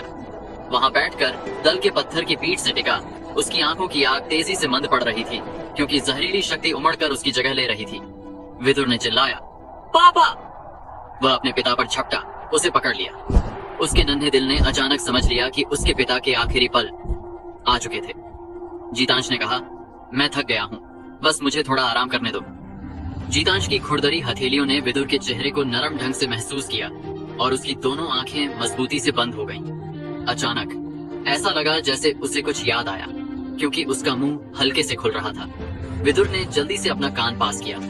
उसने अपने पिता की नरम आवाज सुनी, विदुर, आज तुम्हारी मम्मी ने तुम्हें मारने का इरादा नहीं किया था। भविष्य में तुम्हें उसकी बात माननी होगी और उसका ख्याल रखना होगा। बोलते बोलते उसकी आवाज और मंद होती गई। विदुर ने अपनी जिंदगी की तरह सिर हिलाया, मैं करूंगा, मैं करूंगा। सुबह की रोशनी आसमान में फैल गई। सूरज निकल आया था। उसके पिता अब हिलते नहीं थे और विदुर को उनकी सांसों की कोई आवाज नहीं सुनाई दी। विदुर को लगा कि उसके गले में खून का एक ढेला उसके दिल से बाहर धकेल रहा था। विदुर की आंखों में सिर्फ कालापन दिखा और उसके शरीर ने उसकी शक्ति को पागलपन से बगावत करते महसूस किया। अचानक पहले से रुकी हुई शक्ति पागलपन से उमड़ने लगी। 7 सितारा, 8 सितारा, 9 सितारा। यास्मीरा का चेहरा अचानक बदल गया। विदुर, नहीं। यास्मीरा आगे दौड़ी, एक हथेली उसके शरीर पर दबाई। एक सील करने वाली शक्ति विदुर के शरीर में घुसी। इस तरह के हालात में उसे दुख करने का वक्त भी नहीं था। विदुर का मौजूदा पागलपन भरा उन्नति निश्चित रूप से अच्छी चीज नहीं थी। यह जैसे शैतानी शक्ति शरीर में घुस रही हो। उस पल के लिए उन्नति तुम्हें ऊंचे स्तर पर ले जाएगी, लेकिन यह तुम्हारे भविष्य की संभावनाओं की कीमत पर होगा। सुख कभी जोड़े में नहीं आता, लेकिन आपदा वह कभी अकेले नहीं आती। समय हमेशा सबसे अच्छी दवा होता है। चाहे कितनी भी अराजकता हो, जीवन के रास्ते में कितने भी गड्ढे हों, अंधेरा समय के साथ हमेशा ठीक हो जाता है। लेकिन यह हमेशा एक बदसूरत निशान छोड़ जाता है, जो तुम्हें याद दिलाता है कि क्या हुआ था। लेकिन उस निशान को देखने पर भी यह उतना दर्द नहीं देता जितना पहले देता था। 2 साल बाद एक पतला लंबा नौजवान घंटी टावर की चोटी पर बैठा था। दूर से सूरज की रोशनी सार्वजनिक चौक के बीच में दल के पत्थर पर पड़ रही थी। नौजवान की आंखों में हल्की सी ललक थी। शो मिल ने हांफते हुए कहा, विदुर भाई, जैसा मैंने सोचा था, तुम फिर यहाँ हो। आवाज की दिशा में देखते हुए एक थोड़ा मोटा नौजवान हाँफ रहा था। वह घंटी टावर पर कूदा और दूसरे नौजवान की ओर दौड़ा, हंसते हुए बोला, हाँ, जिस ज्वाला बाग घास को तुमने मुझे ढूंढने को कहा था, मेरे बड़े भाई ने ट्रेनिंग के दौरान संयोग से उसका एक गुच्छा चुना। नौजवान की आंखें चमक उठीं। सचमुच? मैं इसके बदले नीली आग की गोलियां दे सकता हूं। थोड़ा मोटा नौजवान बार बार सिर हिलाकर बोला, बदला क्या? मेरे भाई ने पहले ही कहा कि विदुर भाई को इसकी जरूरत है, वरना अगर वह इसे रखता तो यह बस जमा हो जाता और यह कोई बहुत कीमती जड़ी बूटी भी नहीं है। इसे सिर्फ दल में योग्यता अंक के लिए बदला जा सकता है। वैसे विदुर भाई, तुमने इस साल इतनी अच्छी औषधीय सामग्रियां जमा की हैं, क्या तुम दवा प्रतियोगिता में हिस्सा लेने की सोच रहे हो? लंबा पतला नौजवान वाकई विदुर था। मोटे नौजवान की बात सुनकर वह हंसा, फिर मुड़कर दल के पत्थर को गहरी नजरों से देखा। अपने पिता के मरने से ठीक पहले उन्होंने उसे इस पत्थर स्मारक तक लाने की जरूरत महसूस की थी। इसका मतलब अब 15 साल के विदुर को साफ समझ आ गया था। उसने सिर हिलाकर कहा, यह एक अच्छा मौका है। अगर मैं दवा प्रतियोगिता में खुद को साबित कर सका तो शायद। हाँ, शोमिल, चलो। इस तथाकथित दवा प्रतियोगिता का अकीरा दल में बहुत महत्व था। यह हर 5 साल में होती थी और अकीरा दल का कोई भी सदस्य जो 24 साल से कम उम्र का हो इसमें हिस्सा ले सकता था। दवा प्रतियोगिता के दौरान युवा पीढ़ी अपनी हकीम बनाने की कला में एक दूसरे से जोरदार मुकाबला करती थी। अंतिम विजेता को नंबर 1 हकीम का ख्याति प्राप्त होती थी। अकीरा दल के शिष्यों के लिए यह लगभग सबसे बड़ा सम्मान था जो वे हासिल कर सकते थे। थोड़ा मोटा नौजवान शोमिल था जिसके साथ विदुर बचपन से बड़ा हुआ था। किसी वजह से शोमिल को विदुर का साथ पसंद था। विदुर जो भी करना चाहता वह वही करता। अगर विदुर पूर्व की ओर जाना चाहता तो शोमिल किसी भी हाल में पश्चिम नहीं जाता। यहाँ तक कि उसका भाई और पिता भी उसे मनाने में नाकाम रहते थे। शोमिल की आंखें हल्के से चमकीं जब उसने भी दूर के पत्थर स्मारक को देखा। उसकी आंखों में एक तरह की प्रशंसा और जुनूनी नजर थी। अकीरा दल में कोई भी शख्स, चाहे उसका उपनाम अकीरा हो या ना हो, दल के पत्थर पर अपना नाम उकेरने के मौके को सबसे बड़ा सम्मान मानता था। हालांकि शोमिल ने अपनी तोंद सहलाई और बोला, विदुर भाई, दल का पत्थर चाहे कितना भी शानदार हो, ये तो हमारे पेट नहीं भर सकता। चलो घर चलते हैं और खाना खाते हैं, मुझे तो कब से भूख लगी है। गड़गड़ गड़गड़। शोमिल का पेट उसकी बातों से मेल खाता हुआ गड़गड़ाने की आवाजें निकालने लगा। विदुर ने मुस्कुराकर हंसते हुए सिर हिलाया और जवाब दिया, चलो घर वापस चलते हैं। शोमिल ने खुशी से सिर हिलाया। घर चलते हुए वह लगातार रात के खाने में मिलने वाले पकवानों के बारे में चर्चा करता रहा। यास्मीरा चाची ने आज धीमी आंच पर तली पकवान बनाई है और इतना सारा है, तुम सब मत खा लेना। मेरे लिए आधी रात के नाश्ते के लिए थोड़ा छोड़ देना, कुछ बांस की शराब के साथ। वाह, ये वाकई एकदम सही होगा। अरे ज्यादा बेपरवाह मत हो, विदुर ने सिर हिलाकर हंसते हुए कहा। बेपरवाह क्या? मेरे ख्याल से तुम फिर से मोटे होने जा रहे हो। आमतौर पर शोमिल का विदुर से कोई विवाद नहीं होता था, लेकिन उसका वजन और शरीर इसका अपवाद था। जैसे ही उसने मोटा शब्द सुना वह तुरंत बहस करने लगा। विदुर भाई, तुम बस समझते नहीं, यह तो बस मेरा बचपन का मोटापा है। पहले मेरे भाई मुझसे भी ज्यादा मोटे थे और अब वह एक सुंदर और लंबा आदमी है। विदुर ने कहा, मैं बस तुम्हें डांटने के लिए बहुत आलसी हूँ। जब दोनों एक छोटी गली में पहुंचे जो उन्हें घर ले जाती थी, विदुर ने अपनी माँ को दरवाजे के बाहर खड़े होकर इधर उधर देखते हुए देखा। कदम तेज करते हुए विदुर ने कहा, मम्मी, मैं घर आ गया। शोमिल ने कहा, यास्मीरा चाची, क्या हम अब खाना शुरू कर सकते हैं? शोमिल का मुंह पहले से ही लार से भर रहा था। विदुर के घर खाने के लिए मुफ्त में जाना उसकी नियमित आदत बन चुकी थी। यास्मीरा ने हल्के से हंसकर कहा, क्या तुमने अपने हाथ धोए? शोमिल ने कहा, हमने पहले ही धो लिए, है ना विदुर भाई? विदुर के सिर हिलाते देख यास्मीरा ने कहा, अच्छा तो चलो खाना खाते हैं। विदुर और शोमिल किशोरावस्था में थे, ठीक उस वक्त जब उनके शरीर बढ़ रहे थे। उन्होंने मेज पर रखे सारे खाने को जैसे हवा बादलों को उड़ा ले जाए तेजी से साफ कर दिया। खाली मेज को देखकर शोमिल ने अपनी तोंद पकड़ी।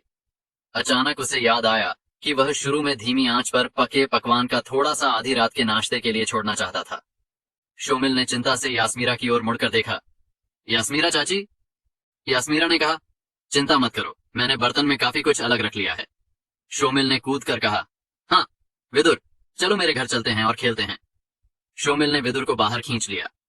यास्मीरा ने हंसते हुए कहा, विदुर, मत भूलना कि आज रात हमें तुम्हारी शक्ति की प्रगति की जांच करनी है।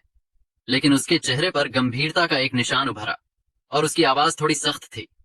जब उसके पिता की मृत्यु हुई थी तब एक बार नरम मां को कहीं ज्यादा सख्त और कड़क होना पड़ा था, खासकर विदुर की ट्रेनिंग नीम को लगी चोट के इलाज में। 2 साल पहले विदुर ने एक रात में 9 सितारा एकलव्य रैंक तक उन्नति कर ली थी, लेकिन इसके परिणामों ने उसकी नसों को पिछले 2 सालों तक उलझा दिया था, इतना कि उसकी जन्मजात प्रतिभा और नींव को भी नुकसान हुआ था। विदुर ने कहा, ठीक है मम्मी, मैं जल्दी घर आऊंगा।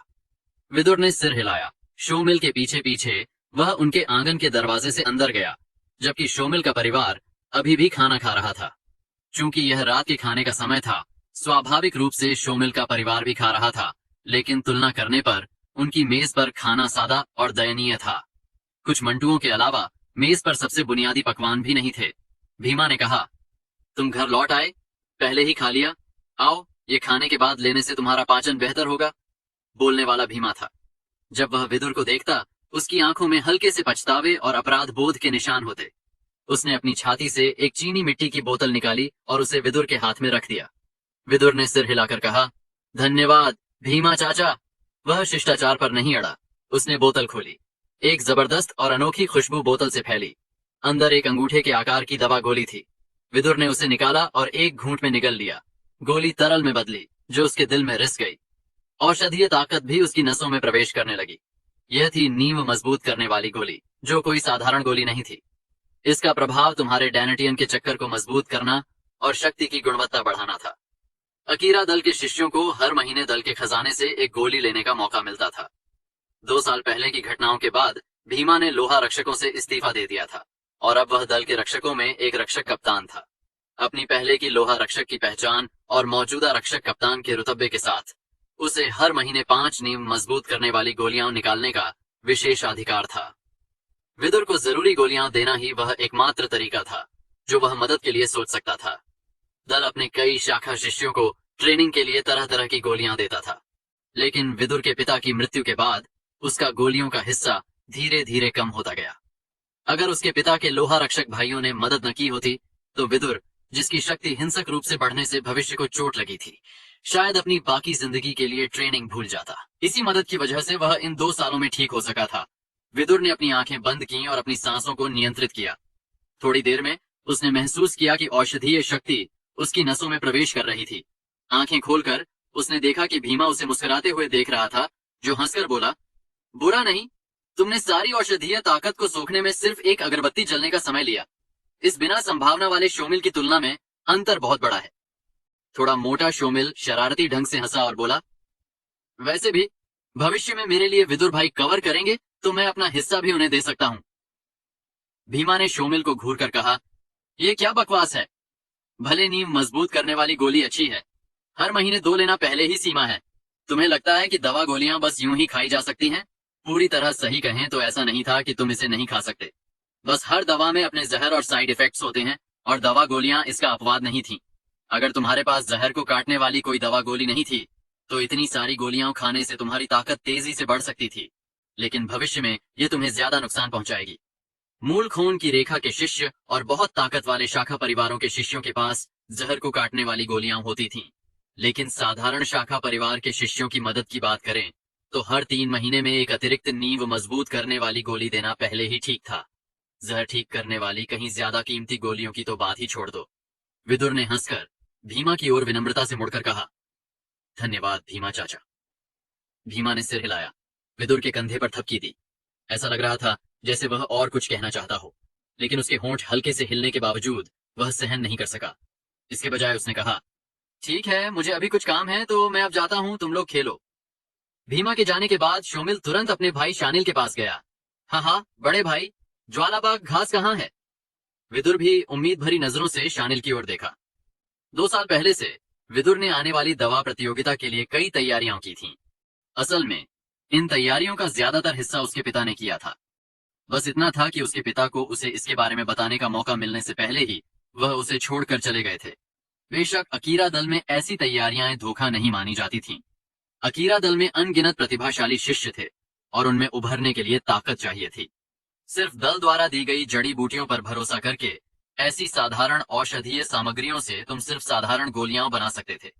भले तुम आसमान के नीचे सबसे ईश्वरीय प्रतिभाशाली हो, तुम फिर भी जीत नहीं सकते थे। सिर्फ तरह तरह की दुर्लभ सामग्रियों को सावधानी से तैयार करके ही तुम असाधारण दवा गोली बना सकते थे, अपनी प्रतिभा दिखा सकते थे और पहला स्थान ले सकते थे। इसके अलावा विदुर का परिवार सिर्फ एक शाखा परिवार था। उसके पिता की मृत्यु के बाद भले दल की रोजमर्रा की जिंदगी में मदद आश्चर्यजनक रूप से कम नहीं हुई थी, दवा प्रतियोगिता की तैयारियों के लिए जरूरी औषधीय सामग्रियां जमा करना उसके लिए बहुत मुश्किल था। भले उसके पिता के पुराने भाइयों ने अपनी पूरी ताकत से मदद की, इन 2 सालों में विदुर को अभी भी कई दुर्लभ सामग्रियां कम थीं। कम सामग्रियों में ज्वालाबाग घास सबसे मुश्किल थी। यहाँ तक कि दल के खजाने में भी इसकी बहुत कमी थी और इसे योग्यता अंकों से बदला भी नहीं जा सकता था। पूछताछ करने पर खबर थी कि एक दल के बुजुर्ग को किसी दवा गोली बनाने के लिए इसकी बड़ी मात्रा चाहिए थी, इसलिए दल के सारे स्टॉक को उन्होंने ले लिया था। शानिल शोमिल का बड़ा भाई था और उसका स्वभाव बहुत स्थिर था। इस साल वह सिर्फ 20 साल का था। अकीरा दल में यह उम्र पहले ही व्यक्तिगत जिम्मेदारी लेने के लिए काफी थी। आखिर अगर पिता शेर है तो बेटा कुत्ता नहीं हो सकता, और शानिल अपने पिता के स्वभाव का अनुसरण करता था। 20 साल की उम्र में वह पहले ही 9 सितारे वाला दक्ष था। किसी भी पल वह महादक्ष की सीमा तक पहुंच सकता था। वह न सिर्फ मजबूत था बल्कि शांत दिमाग से फैसले लेने वाला भी था। अपनी पीढ़ी के दल के शिष्यों में उसे एक मशहूर शख्स माना जाता था। दल ने उसे जो भी मिशन सौंपे उसने उन्हें संतोषजनक और आसानी से पूरा किया। कुछ दिन पहले उसने दल के रक्षकों में रक्षक बनने का चयन किया था और अपनी ट्रेनिंग की संभावना के साथ 5 साल में वह अपने पिता की तरह रक्षक कप्तान बन सकता था। यहाँ तक कि उसे और ऊंचा लोहा रक्षक बनने का मौका भी मिल सकता था। इस वक्त शानिल ने विदुर को देखा और हंसकर कहा, लगता है तुम्हारी सांसों में कुछ हलचल है। अब जब 2 साल बीत चुके हैं, क्या अब दक्ष तक उन्नति का समय है? विदुर ने सिर हिलाया। 15 साल की उम्र में दक्ष तक उन्नति करना, सच कहें तो अकीरा दल में उल्लेखनीय नहीं माना जाता था। हालांकि 2 साल पहले उसकी नींव को चोट लगी थी। उसकी ज्यादातर ट्रेनिंग शक्ति पर नहीं, बल्कि उसकी अंदरूनी शक्ति पर थी। हकीम बनने में सबसे जरूरी चीज न औषधीय सामग्रियां थीं, न आग की ताकत, बल्कि आग पर एकदम सही नियंत्रण था। इस तरह का नियंत्रण पाने के लिए अनुभव पर भरोसा नहीं किया जा सकता था। अगर यह रोजमर्रा की गोली होती तो तुम इसे सैकड़ों या 1000 बार बनाकर अनुभव हासिल कर सकते थे, जिससे एक तरह की प्रवृत्ति बन जाती थी। लेकिन उच्च स्तर की दवा गोलियों के लिए साल में भी सारी औषधीय सामग्रियां जमा करना दुर्लभ था। तुम्हें इसे बनाने का अनुभव कहां से मिलता? इस मामले में तुम सिर्फ अपनी अंदरूनी शक्ति पर भरोसा कर सकते थे। बचपन से विदुर की अंदरूनी शक्ति साधारण लोगों से अलग थी, इसलिए उसके पिता जीतांश ने भी उसकी अंदरूनी शक्ति के लिए कठिन ट्रेनिंग रेजिमेंट बनाया था। अपनी अंदरूनी शक्ति की ट्रेनिंग के लिए विदुर अनजाने में शक्ति में बहुत पीछे रह गया था। लेकिन चाहे वह कितना भी पीछे रह गया हो, शाखा खून की रेखाओं में वह अभी भी औसत से ऊपर माना जाता था। लेकिन मूल खून की रेखा की प्रतिभाओं की तुलना में यह स्वर्ग और पृथ्वी का अंतर था। शानिल ने सिर हिलाकर कहा, अपनी ताकत बढ़ाओ। आखिर फिनाप और टांका तुम्हारी ही उम्र के हैं और पहले ही 3 सितारा दक्ष हैं। उसने अपनी छाती से एक अर्ध जेड डिब्बा निकाला। ये आधा पत्थर और आधा जेड का डिब्बा था, जो औषधीय ताकत की दक्षता बनाए रखने की क्षमता रखता था। शोमिल ने जीभ निकाली। बड़े भाई, फिनाप मूल खून वाला योद्धा है। कौन जानता है कि वह हर महीने कितनी नींव मजबूत करने वाली गोलियां खाता है। तुम उसकी तुलना विदुर से कैसे कर सकते हो, जो हर महीने सिर्फ 2 खाता है?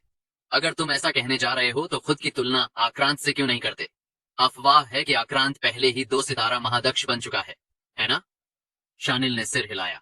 शोमिल के सिर पर हल्के से थपकी दी और शब्द न बोलते हुए उसने अर्ध जेड डिब्बा खोला और अंदर कम से कम 10 हिस्से अजीब लाल घास के थे, जो हल्की आग की ताकत बिखेर रहे थे। इसे देखते ही एक धुंधली बाघ की आकृति उछलती और हिलती दिखाई देती थी। बाघ की आकृति को देखकर विदुर की आंखें चमक उठीं। अर्ध जेड डिब्बा लेते हुए उसने कहा, यह उच्च श्रेणी की ज्वाला बाघ घास है। उच्च श्रेणी की ज्वाला बाघ घास में बाघ की आकृति होती थी, लेकिन बाघ मरा हुआ होता था, बिना कोई हलचल के। इस बाघ को उछलते और हिलते देखकर यह निश्चित रूप से उच्च श्रेणी की सामग्री थी। शानिल ने सिर हिलाया। इस बार की किस्मत काफी अच्छी थी। मुझे काफी उच्च श्रेणी की मिल गई। इनमें से ज्यादातर दल के खजाने में दे दी गई, लेकिन मैंने तुम्हारे लिए खास तौर पर कुछ रख छोड़ा ताकि दवा प्रतियोगिता में तुम्हारा हौसला बढ़े। विदुर ने कहा, भाई शानिल, धन्यवाद। विदुर बहुत आभारी महसूस कर रहा था। उच्च श्रेणी की ज्वाला बाघ घास के साथ वह आने वाली दवा प्रतियोगिता के लिए और ज्यादा आश्वस्त था। उसे वाकई नहीं पता था कि वह इसके बदले में क्या दे सकता है। नीली आग की गोली, यह एकमात्र दवा गोली थी जो वह निकाल सकता था। लेकिन उच्च श्रेणी की ज्वाला बाघ घास की तुलना में उनके मूल्य इतने असमान थे कि उसे देना या न देना कोई फर्क नहीं पड़ता था। शानिल ने हंसकर कहा, धन्यवाद क्या? तुम्हारी ताकत ऐसी है कि दूसरे लोग इसके बारे में साफ नहीं हैं। यहाँ तक कि मैं भी पूरी तरह साफ नहीं हूँ। मैं इसे एक निवेश की तरह मानता हूँ। एक बार जब तुम 5वीं श्रेणी का हकीम बन जाओ तो बस मेरे लिए कुछ 5वीं श्रेणी की दवा गोलियां बना देना और यह सार्थक होगा। शोमिल ने हंसकर कहा, 5वीं श्रेणी क्या? विदुर भाई निश्चित रूप से 7वीं श्रेणी का हकीम बनेगा। ये सुनकर शानिल भी हंसने लगा। बुरा नहीं, अपने लक्ष्य को थोड़ा ऊंचा रखना अच्छा है। लगता है मैंने तुम्हें कम आंका। विदुर ने मुस्कुराकर कहा, तो अगर मैं अपने लक्ष्य को थोड़ा और ऊंचा रखना चाहूं तो 9वीं श्रेणी का हकीम क्यों न बनूं? शोमिल और शानिल अब इस पर हंस नहीं पाए। पूरे अकीरा दल में 9वीं श्रेणी का हकीम सिर्फ दल का सरदार था। शोमिल ने कहा, क्या यह थोड़ा ज्यादा दूर नहीं होगा? विदुर ने बेशर्मी से अपनी नाक रगड़ते हुए कहा, बस थोड़ा ज्यादा दूर? पहाड़ जैसे स्थिर शानिल ने भी हंसकर उसे डांटा। ये वाकई जैसे स्वर्ग कितना ऊंचा है और पृथ्वी कितनी गहरी है, यह नहीं जानने जैसा है। शोमिल ने चिल्लाकर कहा, यह सचमुच जैसे स्वर्ग कितना ऊंचा है और पृथ्वी कितनी गहरी है, यह नहीं जानने जैसा है। विदुर सिर्फ मुस्कुराया। अगर वह स्वर्ग की ऊंचाई और पृथ्वी की गहराई से डर जाता तो वह दल के पत्थर पर अपना नाम कैसे उकेरता? कुल मिलाकर पिछले 10,000 सालों में उस पर 1,000 से ज्यादा नाम उकेरे गए थे, लेकिन शाखा खून की रेखाओं में जन्मे सिर्फ 10 नाम थे जो नगण्य थे। शाखा शिष्यों को दल के पत्थर पर अपना नाम उकेरने के लिए न सिर्फ शानदार होना पड़ता था, बल्कि उन्हें और चीजें भी निवेश करनी पड़ती थीं। आखिर दल का पत्थर पूरे अकीरा दल में सबसे बड़ा सम्मान था। ज्वाला बाघ घास हासिल करने से विदुर पर अपनी हकीम कला के लिए जरूरी सामग्रियां जमा करने का दबाव काफी हल्का हो गया। बाकी दुर्लभ सामग्रियां जो विदुर को चाहिए थीं, उसने पहले ही ढूंढ ली थीं। उसे बस उनके लिए काफी दवा गोलियां बनाने की जरूरत थी। तीनों लोग थोड़ी देर मनोरंजन करते रहे। शोमिल ने अपनी तोंद सहलाई। भले वह भूखा नहीं था, उसका मुंह बेस्वाद था और वह कुछ खाना चाहता था। उसने कहा, विदुर भाई चलो, आधी रात के नाश्ते का समय आ गया है। बड़े भाई तुम आओगे? शानिल ने सिर हिलाकर मुस्कुराते हुए कहा, भले मैं चाहता हूं, मुझे अभी रात का गश्ती काम पूरा करना है। तुम लोग जाओ। विदुर ने कहा, चलो। दोनों परिवार पड़ोसी थे और रास्ता पानी के साथ चलता था, जो 100 मीटर से भी कम लंबा था। विदुर ने ज्वाला बाघ घास पकड़ा। चलते हुए उसने अर्ध जेड डिब्बा खोला, ज्वाला बाघ घास की स्थिति देखी। इस तरह की उच्च श्रेणी की ज्वाला बाघ घास बहुत नाजुक थी। इसे चुनने के बाद तुम्हें हर थोड़ी देर में इस पर कुछ मीठी ओस की बूंदें डालनी पड़ती थीं, ताकि इसकी उच्च श्रेणी की औषधीय ताकत बनी रहे। जड़ी बूटी को देखते हुए विदुर ने देखा कि ज्वाला बाघ घास की हिलती आकृति में कुछ असामान्यता थी। यह जानकर कि मीठी ओस डालने का समय था, उसने शोमिल की ओर मुड़कर कहा, एक पल, लगता है अब इसे मीठी ओस की बूंद देने का समय है। तुम आगे बढ़ो, मैं बगल में जाकर मीठी ओस का इंतजाम करता हूँ। गैर दल के सदस्यों के लिए अगर वे मीठी ओस चाहते थे तो उन्हें सूरज उगते समय पर्वत पर चढ़ना पड़ता था और इसे इकट्ठा करना पड़ता था, लेकिन दल के सदस्यों के लिए यह सिर्फ एक दवा गोली की बात थी। मीठी ओस गोली एक पहली श्रेणी की दवा गोली। विदुर ने इसे पहले ही तैयार कर लिया था और अपने साथ लाया था, तो इस वक्त उसने अपनी छाती से एक गोली निकाली और जल सेतु की ओर मुड़ा। जल सेतु को पर्वत के झरनों से खिलाया जाता था और इसकी कोर में शक्ति तरंगों का इस्तेमाल करके यह अकीरा दल से जुड़ा था। इसे शुद्ध किया गया था और इसमें कोई गंध नहीं थी। हर परिवार और हर घर को अपनी रोजमर्रा की जरूरतों के लिए इस जल सेतु से पानी लेने की इजाजत थी। दवा जमा करने वाली बोतल का इस्तेमाल करके विदुर ने कुछ पानी लिया, मीठी ओस गोली का एक छोटा हिस्सा तोड़कर उसे पाउडर में कुचला और उसे बोतल में छिड़क दिया, जिससे औषधीय ताकत घुल गई। थोड़ी देर बाद बोतल का घोल मीठी ओस बन गया। विदुर ने फिर से जेड डिब्बा खोला और बहुत सावधानी से शक्ति का इस्तेमाल करके हर ज्वाला बाघ घास पर मीठी ओस की एक बूंद जोड़ी। ठीक जब वह आखिरी ज्वाला बाघ घास के साथ खत्म हुआ, तभी अचानक एक बगल के रास्ते से आवाजों का एक झटका आया। सिर उठाकर देखा तो नौजवानों का एक समूह रास्तों के चौराहे से आ रहा था। विदुर का चेहरा हल्का सा बदल गया। यह नौजवानों का समूह दल के स्कूल में उसकी ही कक्षा में था, लेकिन समस्या यह थी कि उनका रिश्ता बहुत दोस्ताना नहीं था। एक नौजवान ने कहा, अरे विदुर। दूसरे ने चिल्लाया, हाँ, ज्वाला बाघ घास, उच्च श्रेणी की ज्वाला बाघ घास। समूह विदुर के हाथ में उच्च श्रेणी की ज्वाला बाघ घास देखकर हैरान रह गया और कुछ ने तो अपनी आंखें मलकर और साफ देखने की कोशिश की। विदुर कैसा शख्स था? दल के स्कूल में उसे गरीब भूत के रूप में जाना जाता था। उसने यह ज्वाला बाघ घास कहां से हासिल की? किसी ने कहा, यह ठीक नहीं है।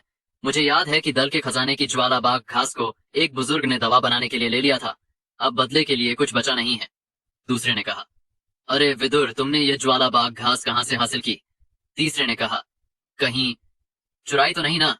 विदुर, तुम में काफी हिम्मत है, यह सोचकर कि तुम एक बुजुर्ग से औषधीय सामग्री चुराओगे। नौजवान स्वभाव से चुलबुले होते हैं और जब वे बोर होते हैं, अगर उन्हें किसी छोटे मोटे की बड़ी बातें मिल जाएं, तो वे जरूर उसका मजाक उड़ाते हैं। इस वक्त विदुर के हाथ में ज्वाला बाघ घास को घूरते हुए कोई भी अपनी चुप्पी नहीं रख सका और सब जोर जोर से उसका मजाक उड़ाने लगे। दूर इंतजार कर रहे शोमिल ने उनकी बातें सुनी। तुरंत गुस्से में उछलकर बोला, बकवास, तुम्हारी बातें सचमुच बदबू मार रही हैं। इसे मेरे बड़े भाई ने अभी बाहर से हासिल किया था। तुम्हारे पास कोई सबूत नहीं है, फिर भी तुम ये इल्जाम लगाते हो। अगर मैंने दल को बताया तो तुम्हें जरूर सजा मिलेगी। एक नौजवान ने कहा, कमबख्त मोटा, तुम क्या बोल रहा है? दूसरे ने कहा, अपने दादा की गलतियों को सजा दो, उसे मारो। युवा जोश से भरे थे। और तर्क की बात, पहले मुट्ठी चलाओ, बाद में बात करो। जिसकी मुट्ठी ज्यादा सख्त हो, तर्क स्वाभाविक रूप से उसी के पक्ष में होता। लोगों का समूह उनके चारों ओर घेरा बनाकर आया। उनकी शक्ति चमक रही थी। यह कोई खुली लड़ाई नहीं थी, बल्कि एक संयुक्त हमला था, जिसने विदुर और शोमिल को जबरदस्ती अलग कर दिया और फिर हमला किया। इन नौजवानों की शक्ति सिर्फ 8 या 9 सितारा एकलव्य रैंक के स्तर पर थी, लेकिन ताकत संख्या में थी। दल के स्कूल की शिक्षा का इस्तेमाल करके उन्होंने संयुक्त तकनीकों का उपयोग किया और तुरंत विदुर और शोमिल को हावी करके जमीन पर गिरा दिया। विदुर ने गुस्से में दहाड़ा और उसके शरीर से एक ताकतवर शक्ति उमड़ी। 2 साल पहले उसकी नींव को लगी अचानक चोट में वास्तव में एक चांदी की किरण थी। इन 2 सालों में उसने अपने शरीर पर एक सील लगाई थी, जिससे उसके शरीर में बहुत जबरदस्त ताकत जमा हो गई थी। विदुर ने चिल्लाया, मर जाओ। शोमिल ने अपना सिर बचाते हुए दहाड़ा। आश्चर्यजनक रूप से उसने एक हमलावर को पकड़ लिया और उसका बड़ा मुंह खुला और उसने काट लिया। एक हमलावर ने चिल्लाया, वह लोगों को काटता है। विदुर के चेहरे की मांसपेशियां मुड़ गईं और उसने एक और गुस्से भरी दहाड़ छोड़ी। ठीक जब वह बेपरवाह होकर जवाबी हमला करने वाला था, तभी एक बगल से डांट की आवाज आई। तुम लोग क्या कर रहे हो? शोमिल ने जोर से चिल्लाया। यास्मीरा चाची, हमें बचा लो। अभी हाल तक नन्हा और बहुत भयंकर मोटा तुरंत अपना मुंह ढीला करके जोर से चिल्लाया। मौके पर आने वाली यास्मीरा थी, जिसने बाहर से आती चीखें सुनी थीं। नौजवानों के समूह ने देखा कि एक बड़ा शख्स आ गया है और कई टकराने की आवाजों के साथ वे पीछे हटे जैसे पक्षी बिखर गए और पल में उनका कोई निशान नहीं बचा। यास्मीरा जल्दी से पास आई। शोमिल की जल्दी जांच करने के बाद वह विदुर के पास गई और पूछा, तुम ठीक हो? विदुर ने सिर हिलाकर कहा, हाँ, बस मेरी मुट्ठी को चोट लगी। यास्मीरा अभी भी आश्वस्त नहीं थी। विदुर ने सिर हिलाकर वादा किया, ठीक है, मुझे पता है। शोमिल अभी भी थोड़ा भटका हुआ था, लेकिन सिर मुड़ाकर विदुर को देखते हुए बोला, विदुर भाई, यह नाइंसाफी है। मेरा चेहरा तो पूरी तरह सूज गया है, लेकिन तुम पूरी तरह ठीक हो? विदुर ने कहा, सूजन तो बस तुम्हारे चेहरे का सामान्य मोटापा है। शोमिल ने कहा, लेकिन मेरे पास ये सारे नीले निशान भी हैं। वह अपने सिर के पीछे पकड़कर चाहे जितना सोचे, कुछ गड़बड़ लग रहा था। अपने सहपाठियों के साथ झगड़े के बाद शोमिल अभी भी बहुत उत्साहित था। खाना खाते हुए उसने कुछ गिलास शराब पी और बकवास शुरू कर दी। एक पल में उसने कहा कि वह वजन कम करने का दृढ़ निश्चय कर चुका है, और फिर अंत में वह शैतान दल की छोटी राजकुमारी की बात करने लगा। मैं उसका दोस्त हूँ। सचमुच तुम लोग मुझ पर यकीन नहीं करते, लेकिन तुम्हें पता है मैं वजन कम नहीं कर रहा हूँ इस डर से कि अगर मैंने ऐसा किया तो वह मुझे पहचान नहीं पाएगी। उफ। शोमिल तब तक बोलता रहा जब तक वह पूरी तरह नशे में धुत होकर ढह नहीं गया। आखिरी पल तक उसे यह भी नहीं पता था कि विदुर ने एक गिलास शराब भी नहीं पी थी। विदुर बस मुस्कुराया।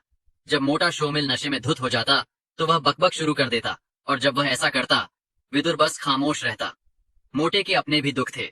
उसका स्वभाव आलसी था। ऐसा नहीं कि वह बदलना नहीं चाहता था, बस कुछ आदतें स्वभाव का हिस्सा होती हैं और भुलाई नहीं जा सकती। अगर कठोरता से कहें तो तुम कह सकते हो कि कुत्ते को गोबर न खाने की तालीम नहीं दी जा सकती। अगर नरमी से कहें तो पुरानी आदतें मुश्किल से बदलती हैं। नशे में ढह चुके शोमिल को हटाकर विदुर अपने परिवार के हकीम कमरे में, जो पीछे के आंगन में था, चला गया। इस वक्त उसकी माँ यास्मीरा पहले से ही वहां उसका इंतजार कर रही थी। वह जैसे खोई हुई थी, हकीम कमरे को देख रही थी। अपने बालों को समेटकर उसने उन्हें एक नीले हरे रंग की हेयरपिन में जकड़ा। विदुर ने कहा, मम्मी, शोमिल नशे में धुत होकर ढह गया। यास्मीरा ने सिर हिलाकर कहा, हाँ हाँ। उसकी आंखों में नरमी का एक निशान चमका, लेकिन यह जल्दी ही सख्त हो गया। शुरू कर, विदुर ने कहा। हाँ मम्मी। विदुर ने सिर हिलाया, दरवाजा बंद किया और गहरी सांस लेकर वह आगे बढ़ा। यास्मीरा औषधीय सामग्रियों के बगल में खड़ी थी। जैसे उसने कई बार किया हो, उसने अपनी शक्ति का इस्तेमाल करके एक खास यंत्र पर हल्के से दबाया। खटाक, यंत्र ने आवाज की और शुरू हो गया। हकीम कमरे की जमीन अचानक बढ़ गई और एक बड़ा गड्ढा दिखाई दिया। यह परिवार का एकांत ट्रेनिंग कमरा था। यास्मीरा ने कहा, जा और अंदर जा। यास्मीरा के आगे और विदुर के पीछे माँ बेटे की जोड़ी सीढ़ियों से होकर गड्ढे में ट्रेनिंग कमरे की ओर चली। कमरे में एक तरफ एक शानदार दवा की कड़ाही रखी थी और दूसरी तरफ औषधीय सामग्रियों से भरा एक जमा रैक था, लेकिन ऊपर का जमा रैक मूल रूप से खाली था।